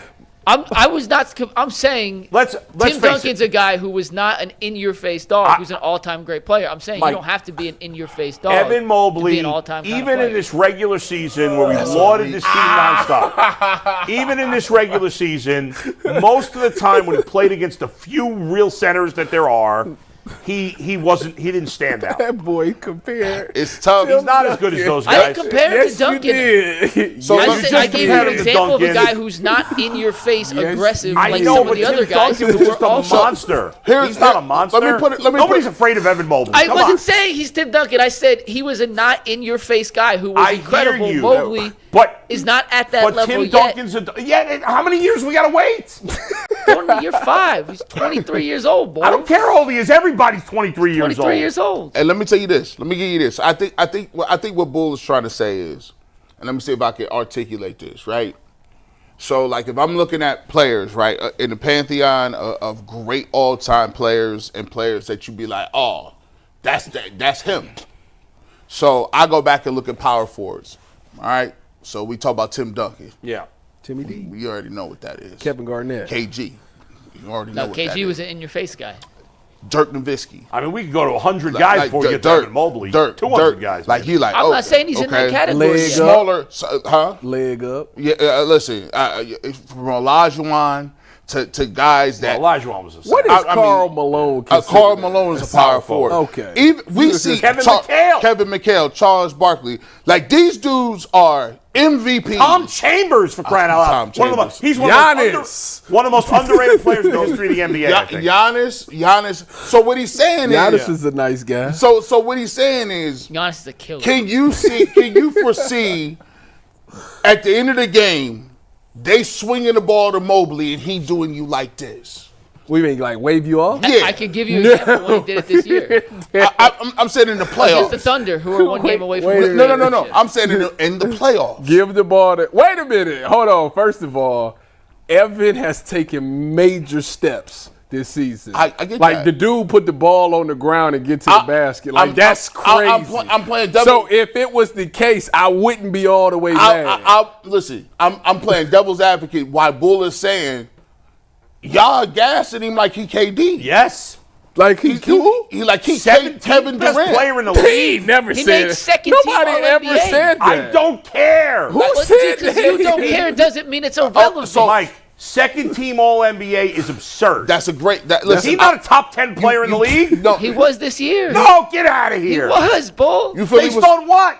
The fact that he was defensive player What of the year, makes you he think averaged he's not, 18 though? and 10. You're saying Hold on, You're saying that he's a top 10 You saying player he's top 10 because now? a bunch of writers named Wait, him defensive I gotta player of the think. year. Hold on. Let's define this argument. Are you saying that Evan Mobley is top 10 right now? The article clearly says he's 17. No. Oh, okay. That's why I was. No, but Mike I saying think he's between 15 and 20 in the NBA right now. Yes. then why do he shouldn't have been second team All NBA? But Because a lot of guys miss some games, Bo, and they don't qualify. So guess what? When you take those Okay, guys so he's out, not a he top was 10 one of the player. 10 best guys in the NBA. Learn how the rules work. Come on. 18 and 10. How many guys did he actually average 10 rebounds a game? No, I don't He think was he did. 18.5 points, 9.6 rebounds. Okay, so he didn't average 18 and 10. Don't overplay this number. So he got Chris. How Webber many numbers. guys in the NBA That's averaged messed 18 and up. 9 this year? That's messed up. I can How tell you- uncommon give was me, that? Give me 1 sec. I'll All right. Give me 1 sec. I can give you 10 I'm not guys saying on- he's a scrub. I'm just saying he's not a superstar. Hey, listen, You don't think? No, I just don't think You, so. so you mean to tell me you didn't see the development from last I year was to this year? in, but I just don't see him ever being a star. Why? Because he's not aggressive enough? Yes. Okay, that's fair. I give you that. So I guess Was Kevin Love? well, he's not going to be a superstar on the team that leads you anywhere. Who? Kevin Love. Kevin Love's not going to be. Kevin Love was never. I'm not in the camp that Evan Mobley has to be the best What player did for the Kevin Love? What did Minnesota ever do with Kevin Love? Nothing. Both 5 players in the NBA averaged 18.5 points and 9.4 rebounds or more this year. 1 of 5. Okay, that's good. Good for him. I would like. Who are the other 4 guys? So the only issue you Sabonis. have. Okay, that's Karl Anthony Towns, Jokic, and Giannis. And Şengün, sorry, 6. you're already making nonsense. So 6. My apologies. I mean, you know what's rough though. How many guys averaged 20 and 8? There's probably more guys that did that, right? This is tough. Like Mike. those guys are all way better than him. So Mike. what are you insinuating? That's my point. Let me ask you. He's right below that category. I think he whatever. And by the way, he's not worse than Sabonis. I'd take him over Karl Anthony Towns. But you're biased. You take Evan Mobley over Cat? Karl Anthony Towns? You wouldn't? Well, Cat don't play defense, so. By the way, Cat made second team All-NBA too, so if you want to say it's irrelevant for Mobley, it's also relevant for Cat. I don't bring those things. When do I ever bring up those awards? You just brought it up a second ago and you said it was irrelevant. You don't like. So your Because you brought up him winning an award. So let me get this right. Yeah. The only issue you have with Evan Mobley is that he's not aggressive. That's the biggest issue I have with him. But you I do just see the don't talent, though. Of course he's talented. I'm not trying to argue he stinks. So because he not a, I just because don't he buy have the mentality. Tyvis, you play professional it's sports. a huge part. You know the mentality. It's a is huge part important. of it for sure. You can't be a superstar if you're a soft ass. He's a soft ass. So, Bull, whose They core do you said- like more, the Magic or the Cavs? I know you said the Cavs. Probably the Cavs. G, who would you take, G? The He get Cavs on core or this the Magic just to core? pick the Cavs. I'm gonna go with the Cavs. I'm higher on Evan Mobley than Bull is, but I can see where he's coming from a standpoint. I see where he coming from too. In terms of their core, I think Banchero could possibly, given the fact that he is 6'10". He's the second best player on that list. Yeah. I don't care with Banchero's a nobody. stud. He's the second best player on this. And you know what? It's not even close. And you know why that Magic list is looking so good? Because that team, the defense, that team is that defensively. Here's what irks me about the Cavs. What irks me about the Cavs is their effort, their intensity, and their defensive prowess is dictated on whether they're hitting threes. Well, guess what? And if they're not hitting threes, guess what? It wasn't like that a year ago when JB was the coach. So I mean, they fired. They said he was the problem. Why you think at this point I'm ready to move pieces now? Oh. Why you think? So I've always said. So you said it wasn't JB? If JB didn't get it done, and you still been talking about the core four, why do you think people are actually saying that? Like, yeah. By the way, there's a lot of guys that weren't superstars that averaged. They gave you 20 and 10. Yeah.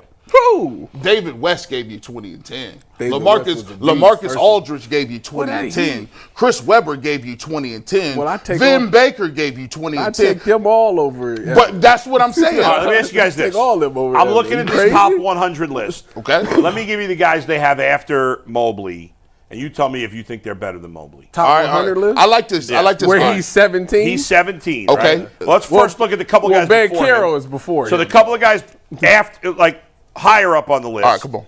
So we'll start with 13. 13 to Anthony Davis. And Obviously, real quick, just so people know, Yeah. this is the 8 NBA guys for the Ringer. They all submit a top 100 that Right. gives the cumulative number. Just All so right, everyone's Kevin on the same Durant, page. healthy- 14. yeah. Kawhi, 15. Cade Cunningham, 16. All those guys are clearly better than Evan Mobley. Yes. Okay. Number 18, Karl Anthony Towns. Very close. I would take Karl Anthony I take Towns. Mobley. Very I close. think I take Mobley. Very close. 19, Devin Booker. He's better than Devin Booker? No. I love Booker. I take Booker. I'll take Booker. And again, you can't factor in age because we're talking about right No, now. I yes, just said I Booker's take older. Booker. but There's one. Okay, Devin Booker. So he should at least be, even Mike admits he should be one spot lower. You didn't take any of the guys that were ahead of him, Mike, you didn't think he was better than any of them, correct? Let me skim through real quick. No. Cade is the only close person. They have Halliburton ahead of him. I don't think Halliburton's better than him. You just seen what Halliburton just did. What is he talking I don't think about? Halliburton's better than him. What is he talking about? You didn't see what this man did for the last two months? I don't think Halliburton's better than him. He lit people's houses on fire for the last 2 months. I don't think Halliburton's better than him. What? I don't think Halliburton's better than. Look at the. They have Halliburton at 7 in the league right now, ahead of Donovan, Tatum, Wemby, LeBron, Anthony Davis, Durant, and Kawhi. Did you not just see what he did? I don't even know what to say right now. He's on a heater right now. He's playing out of his mind. He played He's like on the dog crap Olympic last team. night. He was on the Olympic team, are and he's better than destroyed more everybody. This postseason, than every Cavs player has Ever. made their He entire has nothing to do career. with the Cavs anymore. I just don't think he's the 7th best player in basketball. We could argue that, Mike, but to say you don't think he's better than Evan Mobley? No, I don't think he's better than Mobley. No. I think you're out of your mind. You out of your mind. Honest to God, I don't. I think that's your worst basketball take ever. I don't think he's better. I think Honestly, I have never heard you make a bad you basketball talk take about until recency bias, Bull. I think right now you are completely caught up in, and so is the Ringer, by the way. All To right. put him Well, 7th. all right. We'll leave that. How about Jalen Williams? Despite what he did last night, No, I take Mobley over him. I would take Mobley over Jalen. That's But close. I would hear the argument. I'd take- That's that is close. neck and I neck. take Mobley over Who's him. more of a dog? Jalen Jalen Williams is more Williams. of a dog. There you go. Jalen Brown. Come on, stop. That's Really right gonna tell now. me that Evan Mobley's better than Jalen Brown. He's not. I think Nope. Brown's a better player. I'd probably rather have Mobley. I think I agree with that. That's just crazy. I agree with that, actually. It makes sense. I agree. Paolo. I'm I'd taking have Paolo. I'd take Paolo. I'm taking Okay. Paolo. That's easy. Siakam. Nope. No. All right, fine. Jimmy Butler. I don't like Nope. Jimmy Butler. No. I'm not a Jimmy Butler fan. Jaren Jackson Jr. Nope. De'Aaron Fox. Nope. Swipe, all right. Chet Holmgren. Nope. Nah, it's close. Jamal Murray. James Harden. I hate Nope. James Nope. Harden. All right. Jamal Murray. So he shouldn't be 17. He should probably be in the low 20s. Now, I don't know why this took the Evan Mobley trail. Yeah.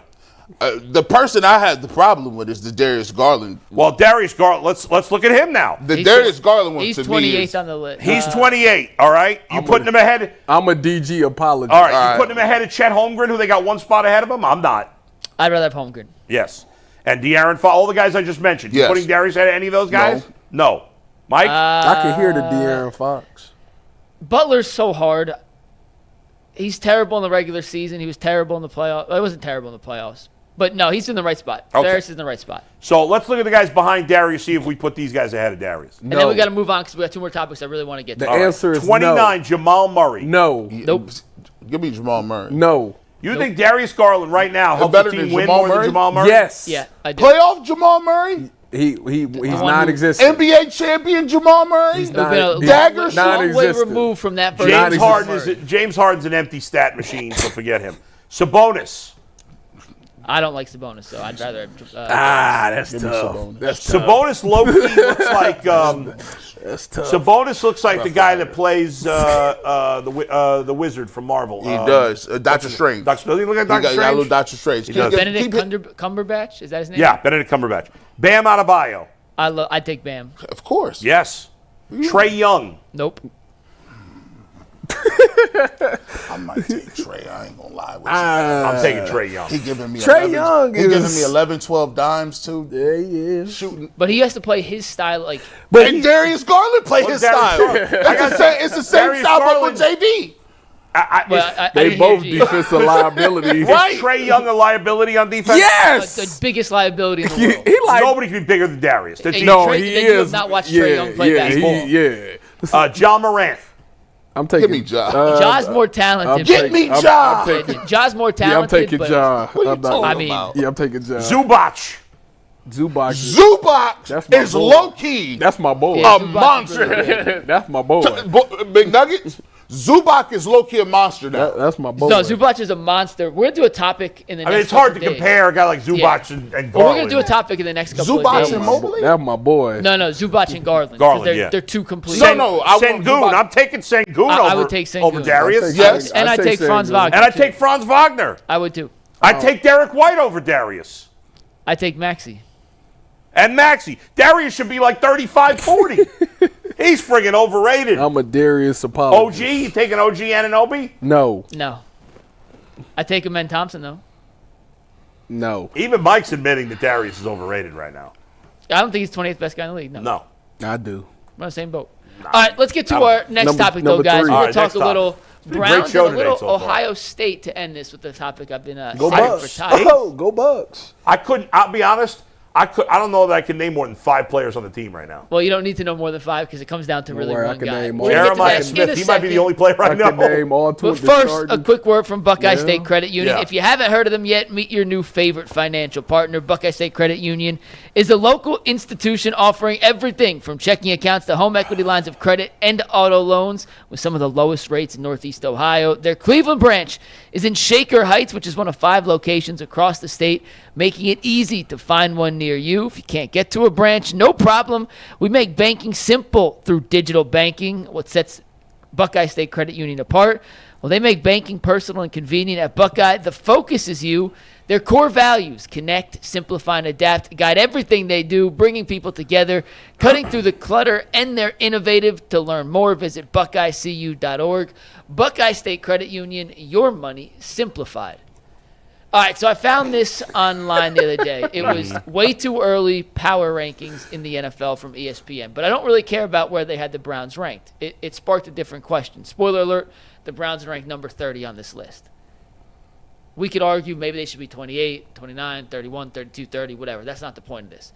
I want to run through the top 32.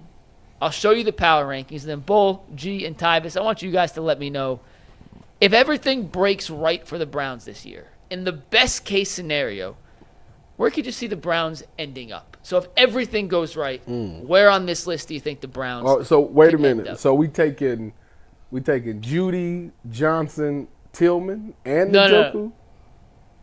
For the receiver comparisons, next topic, Tyvis. Oh, excuse me. This is the best case scenario for the Browns. If they hit on the court, if everything goes right, everything breaks in their favor, all the question marks we have, where do you think the ceiling for this team is? This is ESPN's way too early 8-9. power rankings, just so you know, so you can figure out where they would stack up. But we'll go 1 through 30 real quick.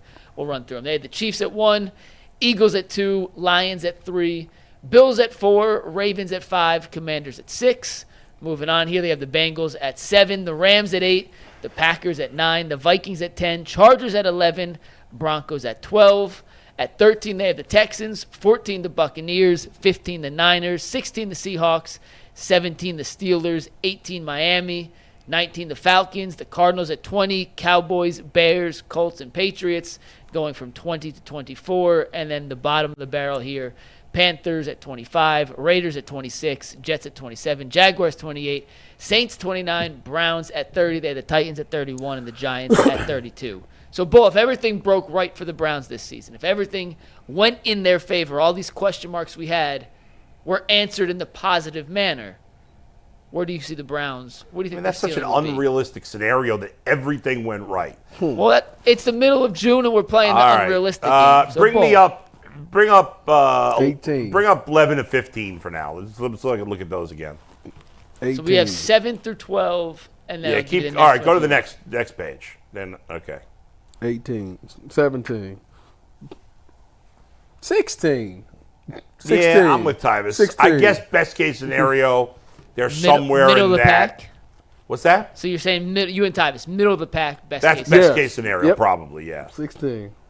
G. Bush, what say you? But that's if everything goes right. I mean, Yeah. You telling me like the defense is back to number one, the quarterback situation is great, Judy's flourishing, Quinshon Judkins look great. Yeah, like you get the I best don't think you version can of say the quarterback Flacco. situation is great. Well, yeah. It's like 16. It's solid. Let's say quarterback is solid. 16. It's silly to say, well, everything's perfect. Well, if everything's perfect, they can be number one. I mean, 16. But that's not realistic.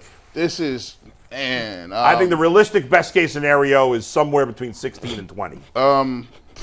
I've always said like 9 wins to me is like super capped out. Get ready. Like 9 wins is super capped out. We're gonna go into the last week 8-8. Even at the its best, people, we keep talking about the Flacco thing. No one was on the Flacco train harder than me. Pause. That was crazy. But anyway, do you remember what Flacco looked like in the playoff game? Yeah, and he didn't play particularly well last year. I mean, he was throwing pick sixes. Yeah. Like he threw a lot of interceptions when he played that year. So it's not as if, like even if he plays at his optimum best, like he's going to be very efficient and throw for 300 yards every single game and throw for 3 touchdowns and maybe 1 interception. He throws picks. Like if you look at him and Jameis Winston's stats comparable, they got a lot of the same numbers. Like, so it's going to be a little bit different. That's probably why Kevin don't want him to The start. odds of the Browns getting even average quarterback play this year are not good. Yeah. That's just a reality. That's not true. That's not true.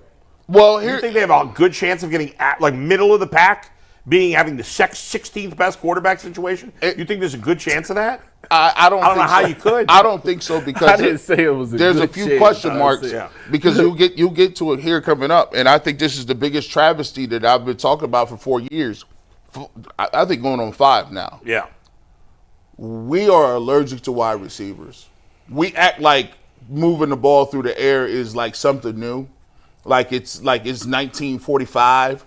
Like other teams got 6-7 receivers. The Bengals got half of their money allotted in 2 receivers, and the Rams, they just was like, oh yeah, we'll just keep getting receivers. Like, newsflash, people, you can throw the ball forward, somebody can catch it, and you can move it that way. And the thing that frustrates me is this: They tried that last year. why everybody act like play action is a new thing? What are you talking about? Kevin Stefanski's gonna bring that play action back, dog. It's play action. What are you talking about? That's like somebody saying They didn't run play action last year. that is not a secret weapon. They're going to bring the draw play. The only way the play action is effective is if the run game is actually good. My thing, like Bull said, like we keep talking about the players and what are the players gonna do? Kevin Stefanski ain't proved nothing. Where's his magical quarterback at? Where's this guy who's thrown for 4,000? By the way, when he was really accurate, when they was really running the football, Alex Van Pelt was here, right? They went to the playoffs, right? Yeah. Why he get fired? Nobody knows. Okay, now Dorsey was here, right? Maybe he wanted to be like the play caller. Dorsey was here, right?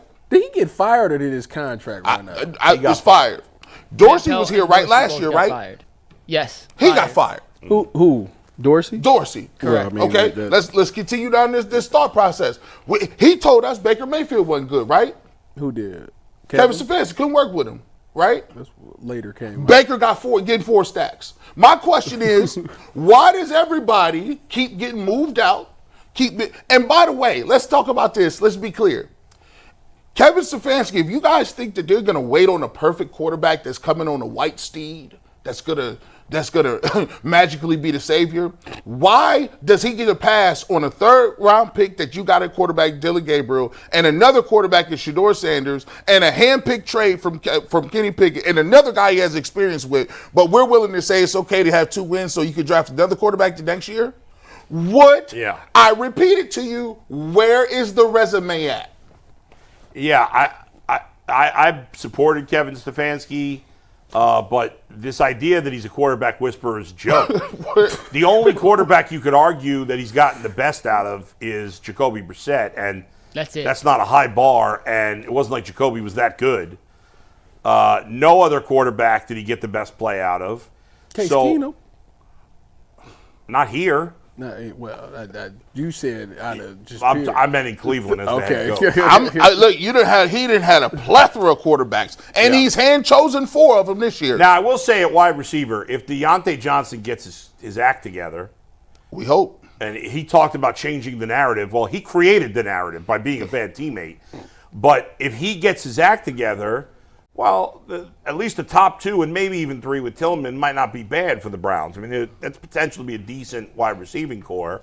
There's obviously no depth beyond that. They have no other receivers. Well, that leads us right to our final topic. But before we do that, tell us about Menu RX because this last topic's going to get a little feisty. Okay, Menu RX. Dr. Jake May and the team at Menu RX want to get food advice, whether it's for dieting, just being in better shape, or just knowing what food works as fuel for your body.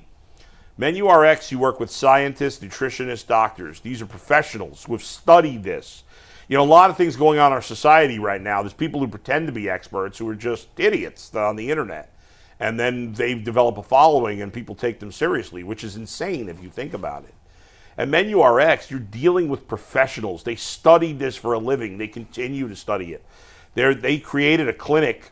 A lot of these guys, originally from Cleveland, created a clinic down in Louisiana where they're doing all this testing on food and how it works on the body and what foods work with different people based on your metabolism. So if you want a weight loss plan, if you want a health plan, if you just want to be, in better shape, what body will help, what food will help you in terms of your workout regimen.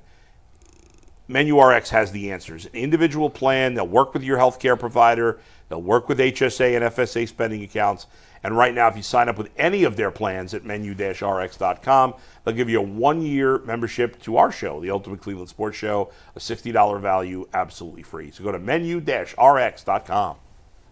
Thanks for that, Bull. Tyvis, I've been waiting for this one for you. Me and Earl were joking upstairs last week that Jeremiah Smith has a chance to be just a special receiver. That wasn't the joke. Then it got me thinking, with the uncertainty on the Browns receiver room, which G just alluded to, which Bull just alluded to, if you put the 2 receiver rooms side by side, Tyvis, is there any argument to be made that Ohio State may have a better wide receiver room than the Cleveland Browns right now? If you, Steve, want to take this graphic here, we'll show you the side by sides of who is in this receiver room for each side.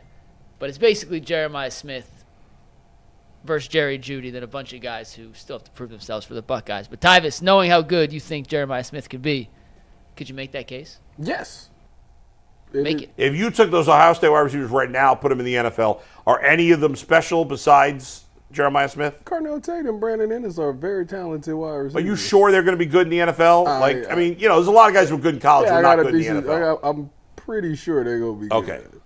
Pretty sure. I mean, Deontay Johnson before last year was a good player. I agree. Yeah. I think Carnell Tate will be better. You think Smith is going to be an all-timer? He's going to be there with Chase and Jefferson? Yeah. Okay. This just goes. Well, then I would take them. Right now, the Browns got. I don't know why you. Now, to be fair, you could probably say that about half the receiving corps in the league, not just the Browns. Yeah. Yeah. Yeah. I think I seen a mock that had Cardell mocked to go first round. All right, top 10. Let me put it this way, guys. You guys know this better than me. If you were starting a draft right now from scratch, every wide receiver became a free agent right now, Jay Jettis. including college. Including college, right? And forget age. We're not doing it by age. It's just for this year. Number 4. He would go fourth. No, he would go first. No, he would not go first. He's not going ahead of Chase and Jefferson. Get out of here. You're out of your mind. I got him in the top 15, though. I got him in the top. Come on, seriously. He'd be top 5 for sure. Top 5? Yeah. I got him in top. Here's the way I look at it. Yeah.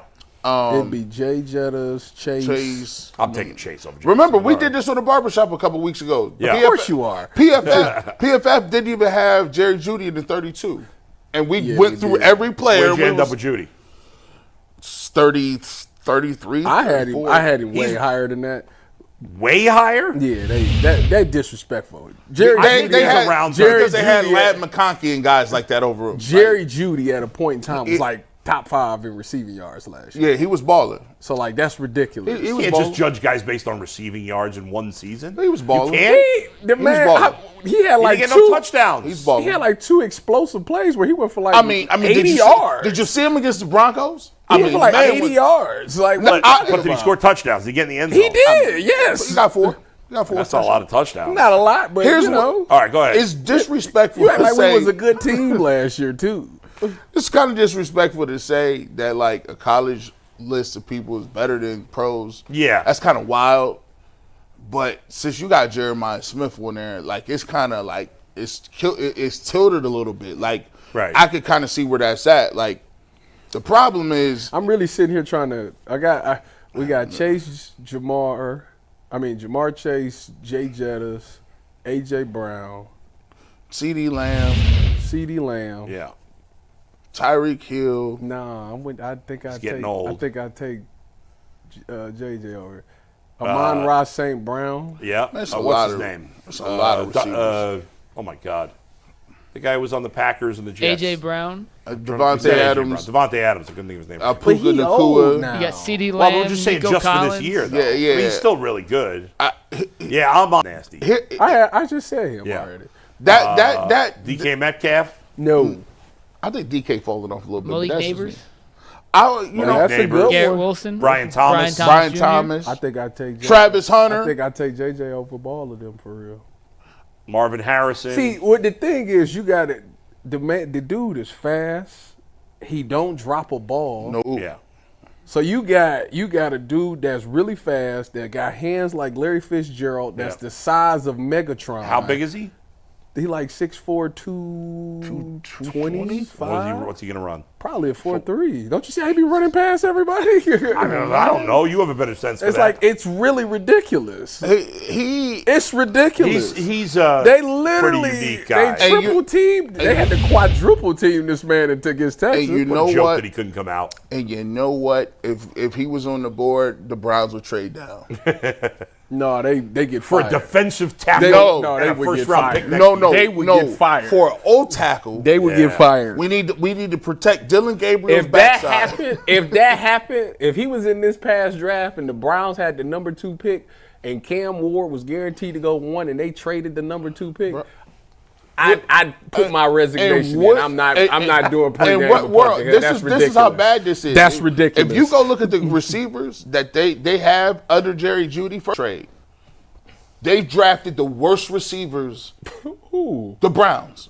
Yeah, well. Like you got David. You have The fact that David Bell is even in that in depth that chart. list, like that's he wild. on that I mean, and He Jamari was. Thrash. Jamari Thrash. couldn't I get I don't him- even know if he can play. I mean, you're looking at me like I had a choice. Those are the guys on the depth Yeah. chart. And guess what? According to the people at Berea, we like our receiver room. Sure, you do. You love it. But I do think, I mean, the Ohio State wide receiver room right now is better than at least 10 wide receiver rooms in the NFL, probably. And that's disrespectful, but deserved. Yes. And that it's not like quarterback where it takes time to translate. Some wide receivers don't translate. They're good in college, not good in the NFL. This is why, furthermore, I think I'm not trying to see none of these old dudes. If y'all gonna gaslight us and tell us that this year is gonna be a year that we're gonna compete and you're gonna play these old dudes, and we supposed to watch this here, play these young dudes, bro. You got Jamari Thrash and David Bell and Cedric Tillman. Cedric Tillman was on the sideline again this week. So you don't want what's his name? Who? I'll swap. My brain right now, not functioning.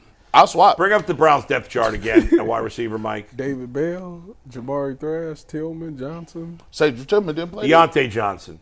You don't want Deontay Johnson to play? We have no chance. We have no choice. You want the young guys to play. We have no choice. You want the young guys to play? The Thrash Now, is the only we one. have- Here's why you want the veterans, some of the veterans, to play at wide receiver, because if we are going to give the rookies a shot, you want to have the best possible receivers. Oh no, I wasn't talking about the receivers. Yeah. Like Cedric Tillman has to play. Yeah. Like sure. if we have to play young guys, that means we got guys off the street playing that receiver. Yeah. That's how much of a deficit we got. Why was he not at like OTAs? Cedric Tillman? Yeah, then he's still hurt. From what? I don't remember. He hasn't. He had a concussion last year. Yeah, I think he was dealing with some sort of injury. How does that happen? Although he's supposed to be fine for training camp. No. But he had a concussion. That was it, though. thought- He missed the rest Mike, of the season. wasn't because he there had a something else concussion. that Tillman was dealing with? Tillman, yeah, he had a lower body injury. He was practiced the last day of minicamp. Oh, he did whatever it practice was. the He last was day. there the last day. So in when did uniform. that occur? Because It was the first time he had participated at any point, so I'm not quite sure when. I think he was on the boat with Deshaun Watson and he slipped. We even seen Deshaun Watson out there creeping on the field a little Deshaun bit. been out there? He's been out there looking, peeking He around. was out there. Is he riding the bike? I seen him. I seen a video. He was. He was talking. talking. Sean Dunnigan, the fantastic photog upstairs, who all the Browns training camp Yeah. footage you see comes from Sean. We love Sean. Yeah, Thank you shout again, out to Sean, for all Sean, that. my boy. He had a shot, and I didn't cut it, but I could go find it. Of Shedeur was in a red zone drill, and I don't even remember if it was a completion or an incomplete. I think it was actually a completion. And then he got a shot of Deshaun talking to Shedeur after, like pointing stuff out. And Mary Kay, I believe, maybe it was Ashley Bastock, but someone at Cleveland.com wrote about the exchange and said that Deshaun was just giving him some advice on you completed it, but if you look this way first, it would help. I know exactly what you're talking about. He told Deshaun was telling him on that when his first. He said if you look at the inside receiver, Keep it to yourself, bull. No, seriously, Keep that it is to exactly yourself. Let's face it, this is smart by Deshaun. He's trying to get another. He's hoping somebody gives him another chance. they said He's got to do all the right things. It's a 5-man race. they said they got the smartest quarterback room in the game. They do. It's a 5-man race. No, they right said now. that between Gabriel and Deshaun Watson and Flacco and Pickett, they got one of the smartest quarterback rooms right now. I like it. Let's see if there's actually one quarterback that can play. Well, we got a little bit of news here. Stephen Vogt. Yes, Stephen Vogt has been named the All-Star manager for the American League. No, I thought he said he was on the staff. Aaron Boone. No, Aaron Boone's the All-Star. He on the Named to the staff. American League All-Star. Sorry, Jeez, Mike. I saw. You said that as if it's an accomplishment. That's based on Boone. It's automatically goes to the manager who won the league last year. The Yankees won the American League, so he's the I know manager. that. Listen, and then I saw they that- usually pick managers from the other teams that went deeper into the playoffs. That's why he picked Vogt. I saw it's a no tweet. accomplishment. I didn't really proofread it. That's a bad job out of me. Yeah, it's terrible. Bad It job. should be funny, but it shouldn't be funny. Mike was but- trying to low-key give some But credit to that- Stephen Vogt, who doesn't deserve any. Like the way Bull comes swiftly to take medals away is top notch. He's like, bad job out of you. Gee, but That's I know you're with me. predetermined. For 2 years, the only argument, well, for the last year and change, the only argument for Kevin Stefanski is that he's two-time coach of the year. That's it. Why is he a good coach? Two-time coach of the year. That doesn't tell me he's a good coach. That's not true. Vote. I said the reason that Kevin Stefanski came off to me as a good coach is because of the way he managed crisis situations. Well, that's what you're saying, but a lot of times that's the answer. Okay, that's a reasonable answer. But when we ask that question to national media members who come in there, that's always their first thing they say. Always. Two-time coach of the year, whatever. Bull is right on that You regard. can't ask a national media guy because they're not in it like that. Have you seen they're on a broader scale? Have you seen the crap Stephen A. Smith is getting for playing solitary on his phone? That's actually what I wanted to talk about in overtime. Yeah, all right. I got some super chats, so let me do one last read, then we will get to super chats. Super chats today are brought to us by game time. There's nothing like the NBA playoffs, the intensity, the buzzer beaters, fans losing their minds. It's the kind of atmosphere you got to experience live, and this year's matchups are already delivering. If you want in, Game Time makes it fast and easy to get seats, even for the biggest playoff games. Prices on the app actually drop closer to tip-off with killer last-minute deals, panoramic seat views, and no surprise fees. Game Time is a total game changer. The app makes it ridiculously simple. 2 taps and you got tickets. You can find great seats for as low as $100 to future Browns games. Take the guesswork out of buying tickets with Game Time. Download the Game Time app, create an account, and use promo code LOCKEDONNFL for $20 off your first purchase. Once again, create an account, redeem code LOCKEDONNFL for $20 off. Download the Game Time app today. Last-minute tickets, lowest prices, guaranteed. All right, couple super chats to get to, and then we will wrap up today's show. The first super chat, actually, all 3 super chats come from Jeremy Long. The first from Jeremy is, Shedeur Sanders had 6 offensive coordinators in 4 years of college. That has to be taken into consideration as far as experience goes.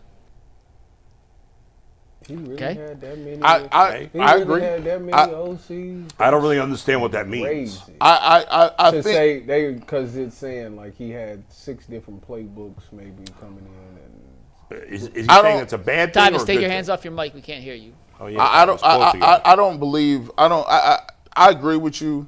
Like I don't want to say narrative, but the suggestion that Shedeur Sanders does not know the verbiage or can't handle the play snaps or understand what was given to him. I don't think anybody who's suggesting that. No, I'm just saying that was they're saying in the article, not us. The article said that might be. I always kept saying if. Yeah, but I don't think they're saying that. I think it's more they're saying Gabriel's ahead of the game than Shedeur's but like behind. I think what you said, I think a lot of people are trying to explain why it is that there are conflicting reports about him looking good throwing the football and why he's not getting the first team reps. I think everybody is trying to figure out and looking for an answer to say why is he not playing with the first team yet. And it's one of those things when you don't have a concrete answer, your mind goes to the wildest, weirdest. You know, you try to fill that answer without any substantive evidence, which could lead us to going, and we're going to do it, like fully aware that I'm calling the kettle black here. What? How do we get to? You know what I'm saying? Like we're gonna speculate on it until we get an answer from Stefanski, which won't come for another 6.5 weeks. All right, next super chat is for Bull from Jeremy Long. Is there any chance they trade Jose? No. I mean, there's always a chance, but I doubt it. If they traded him, they might as well pack it up. They might as well go ahead and get the stadium ready. I mean, I get it. You'd think that because they could obviously get a lot in return. A whole bunch. But you can't. That's just crazy. That'd be a disgrace. He also has a no trade clause, by the way. Right, he can turn down any trade. Trade him to the Blue Jays. I'd say there's less than a 1% chance of that happening. All right, next super chat, also from Jeremy Long. What do you guys think about Allen and Okoro with picks for Jaren Jackson Jr.? They would never do that. They have a double player. I would drive Allen Okoro and those picks to the airport and carry Jaren Jackson Jr. back like a baby if I could. Chris, we appreciate the super chats, but man, he's a top 30 player, isn't he? Memphis would never in a million years. Why the hell would they do that? I think they may give you John Morant before they gave you him. Well, hey, that's the next topic. By the way, I mean, Isaac Okoro, if you were making a trade and giving a point value to each player in the trade, Okoro is a negative point value. You weren't here yesterday, but we did the topic that the Cavs are actively trying to trade Isaac Okoro and are finding no takers. Of course not. So we discussed what would you have to sweeten the pot with. Yeah. The Cavs don't have enough picks to just give away Okoro as it is. They can't even give away Okoro. And you're not getting Jaren Jackson Jr. for Jared Allen. The next super chat from Sly, who says, would you guys do Garland and picks for Ja Morant? Of course. Why would that's not? I'm not a big Ja Morant guy. I would not. Man, I'd trade him for Ja Rule. That's messed up. Ja would not. Listen, Ja Morant's the more talented player, straight up. Like if you're going side by side, there are a lot of. We talk about the immaturity concerns we've had with Darius in the past. Ja brings a whole separate level of issues, and from a basketball standpoint, He's a downhill driver and eliminates some of the spacing because he's not a three-point shooter. I'm not sure if he could play off ball as well as Darius could play off ball. I like him as a player. I think you could build the right team around him. I don't know if he fits into how Kenny Atkinson Can't trade Darius, unfortunately, because he's hurt. I don't think you can. The Be way hard he to trade plays the him. game, and he's a tweener, and like where he's rated, like you don't know if you could. Like if Darius Garland was the best player on your team, could you really like? How far could you go? I think it's a little. I don't think you can go anywhere. I don't even know if you're a playoff team. I don't think you're a playoff team with him as your best player. Are you, Mike? They were. I was reading something. Say it again. They were. I said with Darius Garland wasn't as it? your best player, you're not a playoff team. You're picking in the top 5 if he's your best player. Right. Man. I didn't say Well, that. if Nuggets it's said that bad, how is he the That's 27th best player in the That's league? messed up. They went to the. I They mean, went to the no, play-in. I'm being serious. They There's went to 30 the teams play-in in when he was the best player. didn't Well, they? I know, but some of those best players are on the same team. They So lost to the Yeah, Hawks. but, like, No. I'm trying to give you an example. Colin Sexton was the best player. I'll give you an I example, get it. though. I get what you're saying. You're not if Darius is your best player, Yeah, you're overall, not you're good. not a very You're good not team. good. Okay. Coming up in overtime, we'll talk a little bit about Game 5 of the NBA Finals, plus ESPN's coverage of the Finals. Their pregame and postgame shows drive me up the word I'm not going to say. Dropped an F-bomb. I like No, it. I was going to say frickin'. All right, we'll see you on We'll see you there in a sec the because I got some DG thoughts. slander We'll see must you on stop. frickin' Peace. overtime.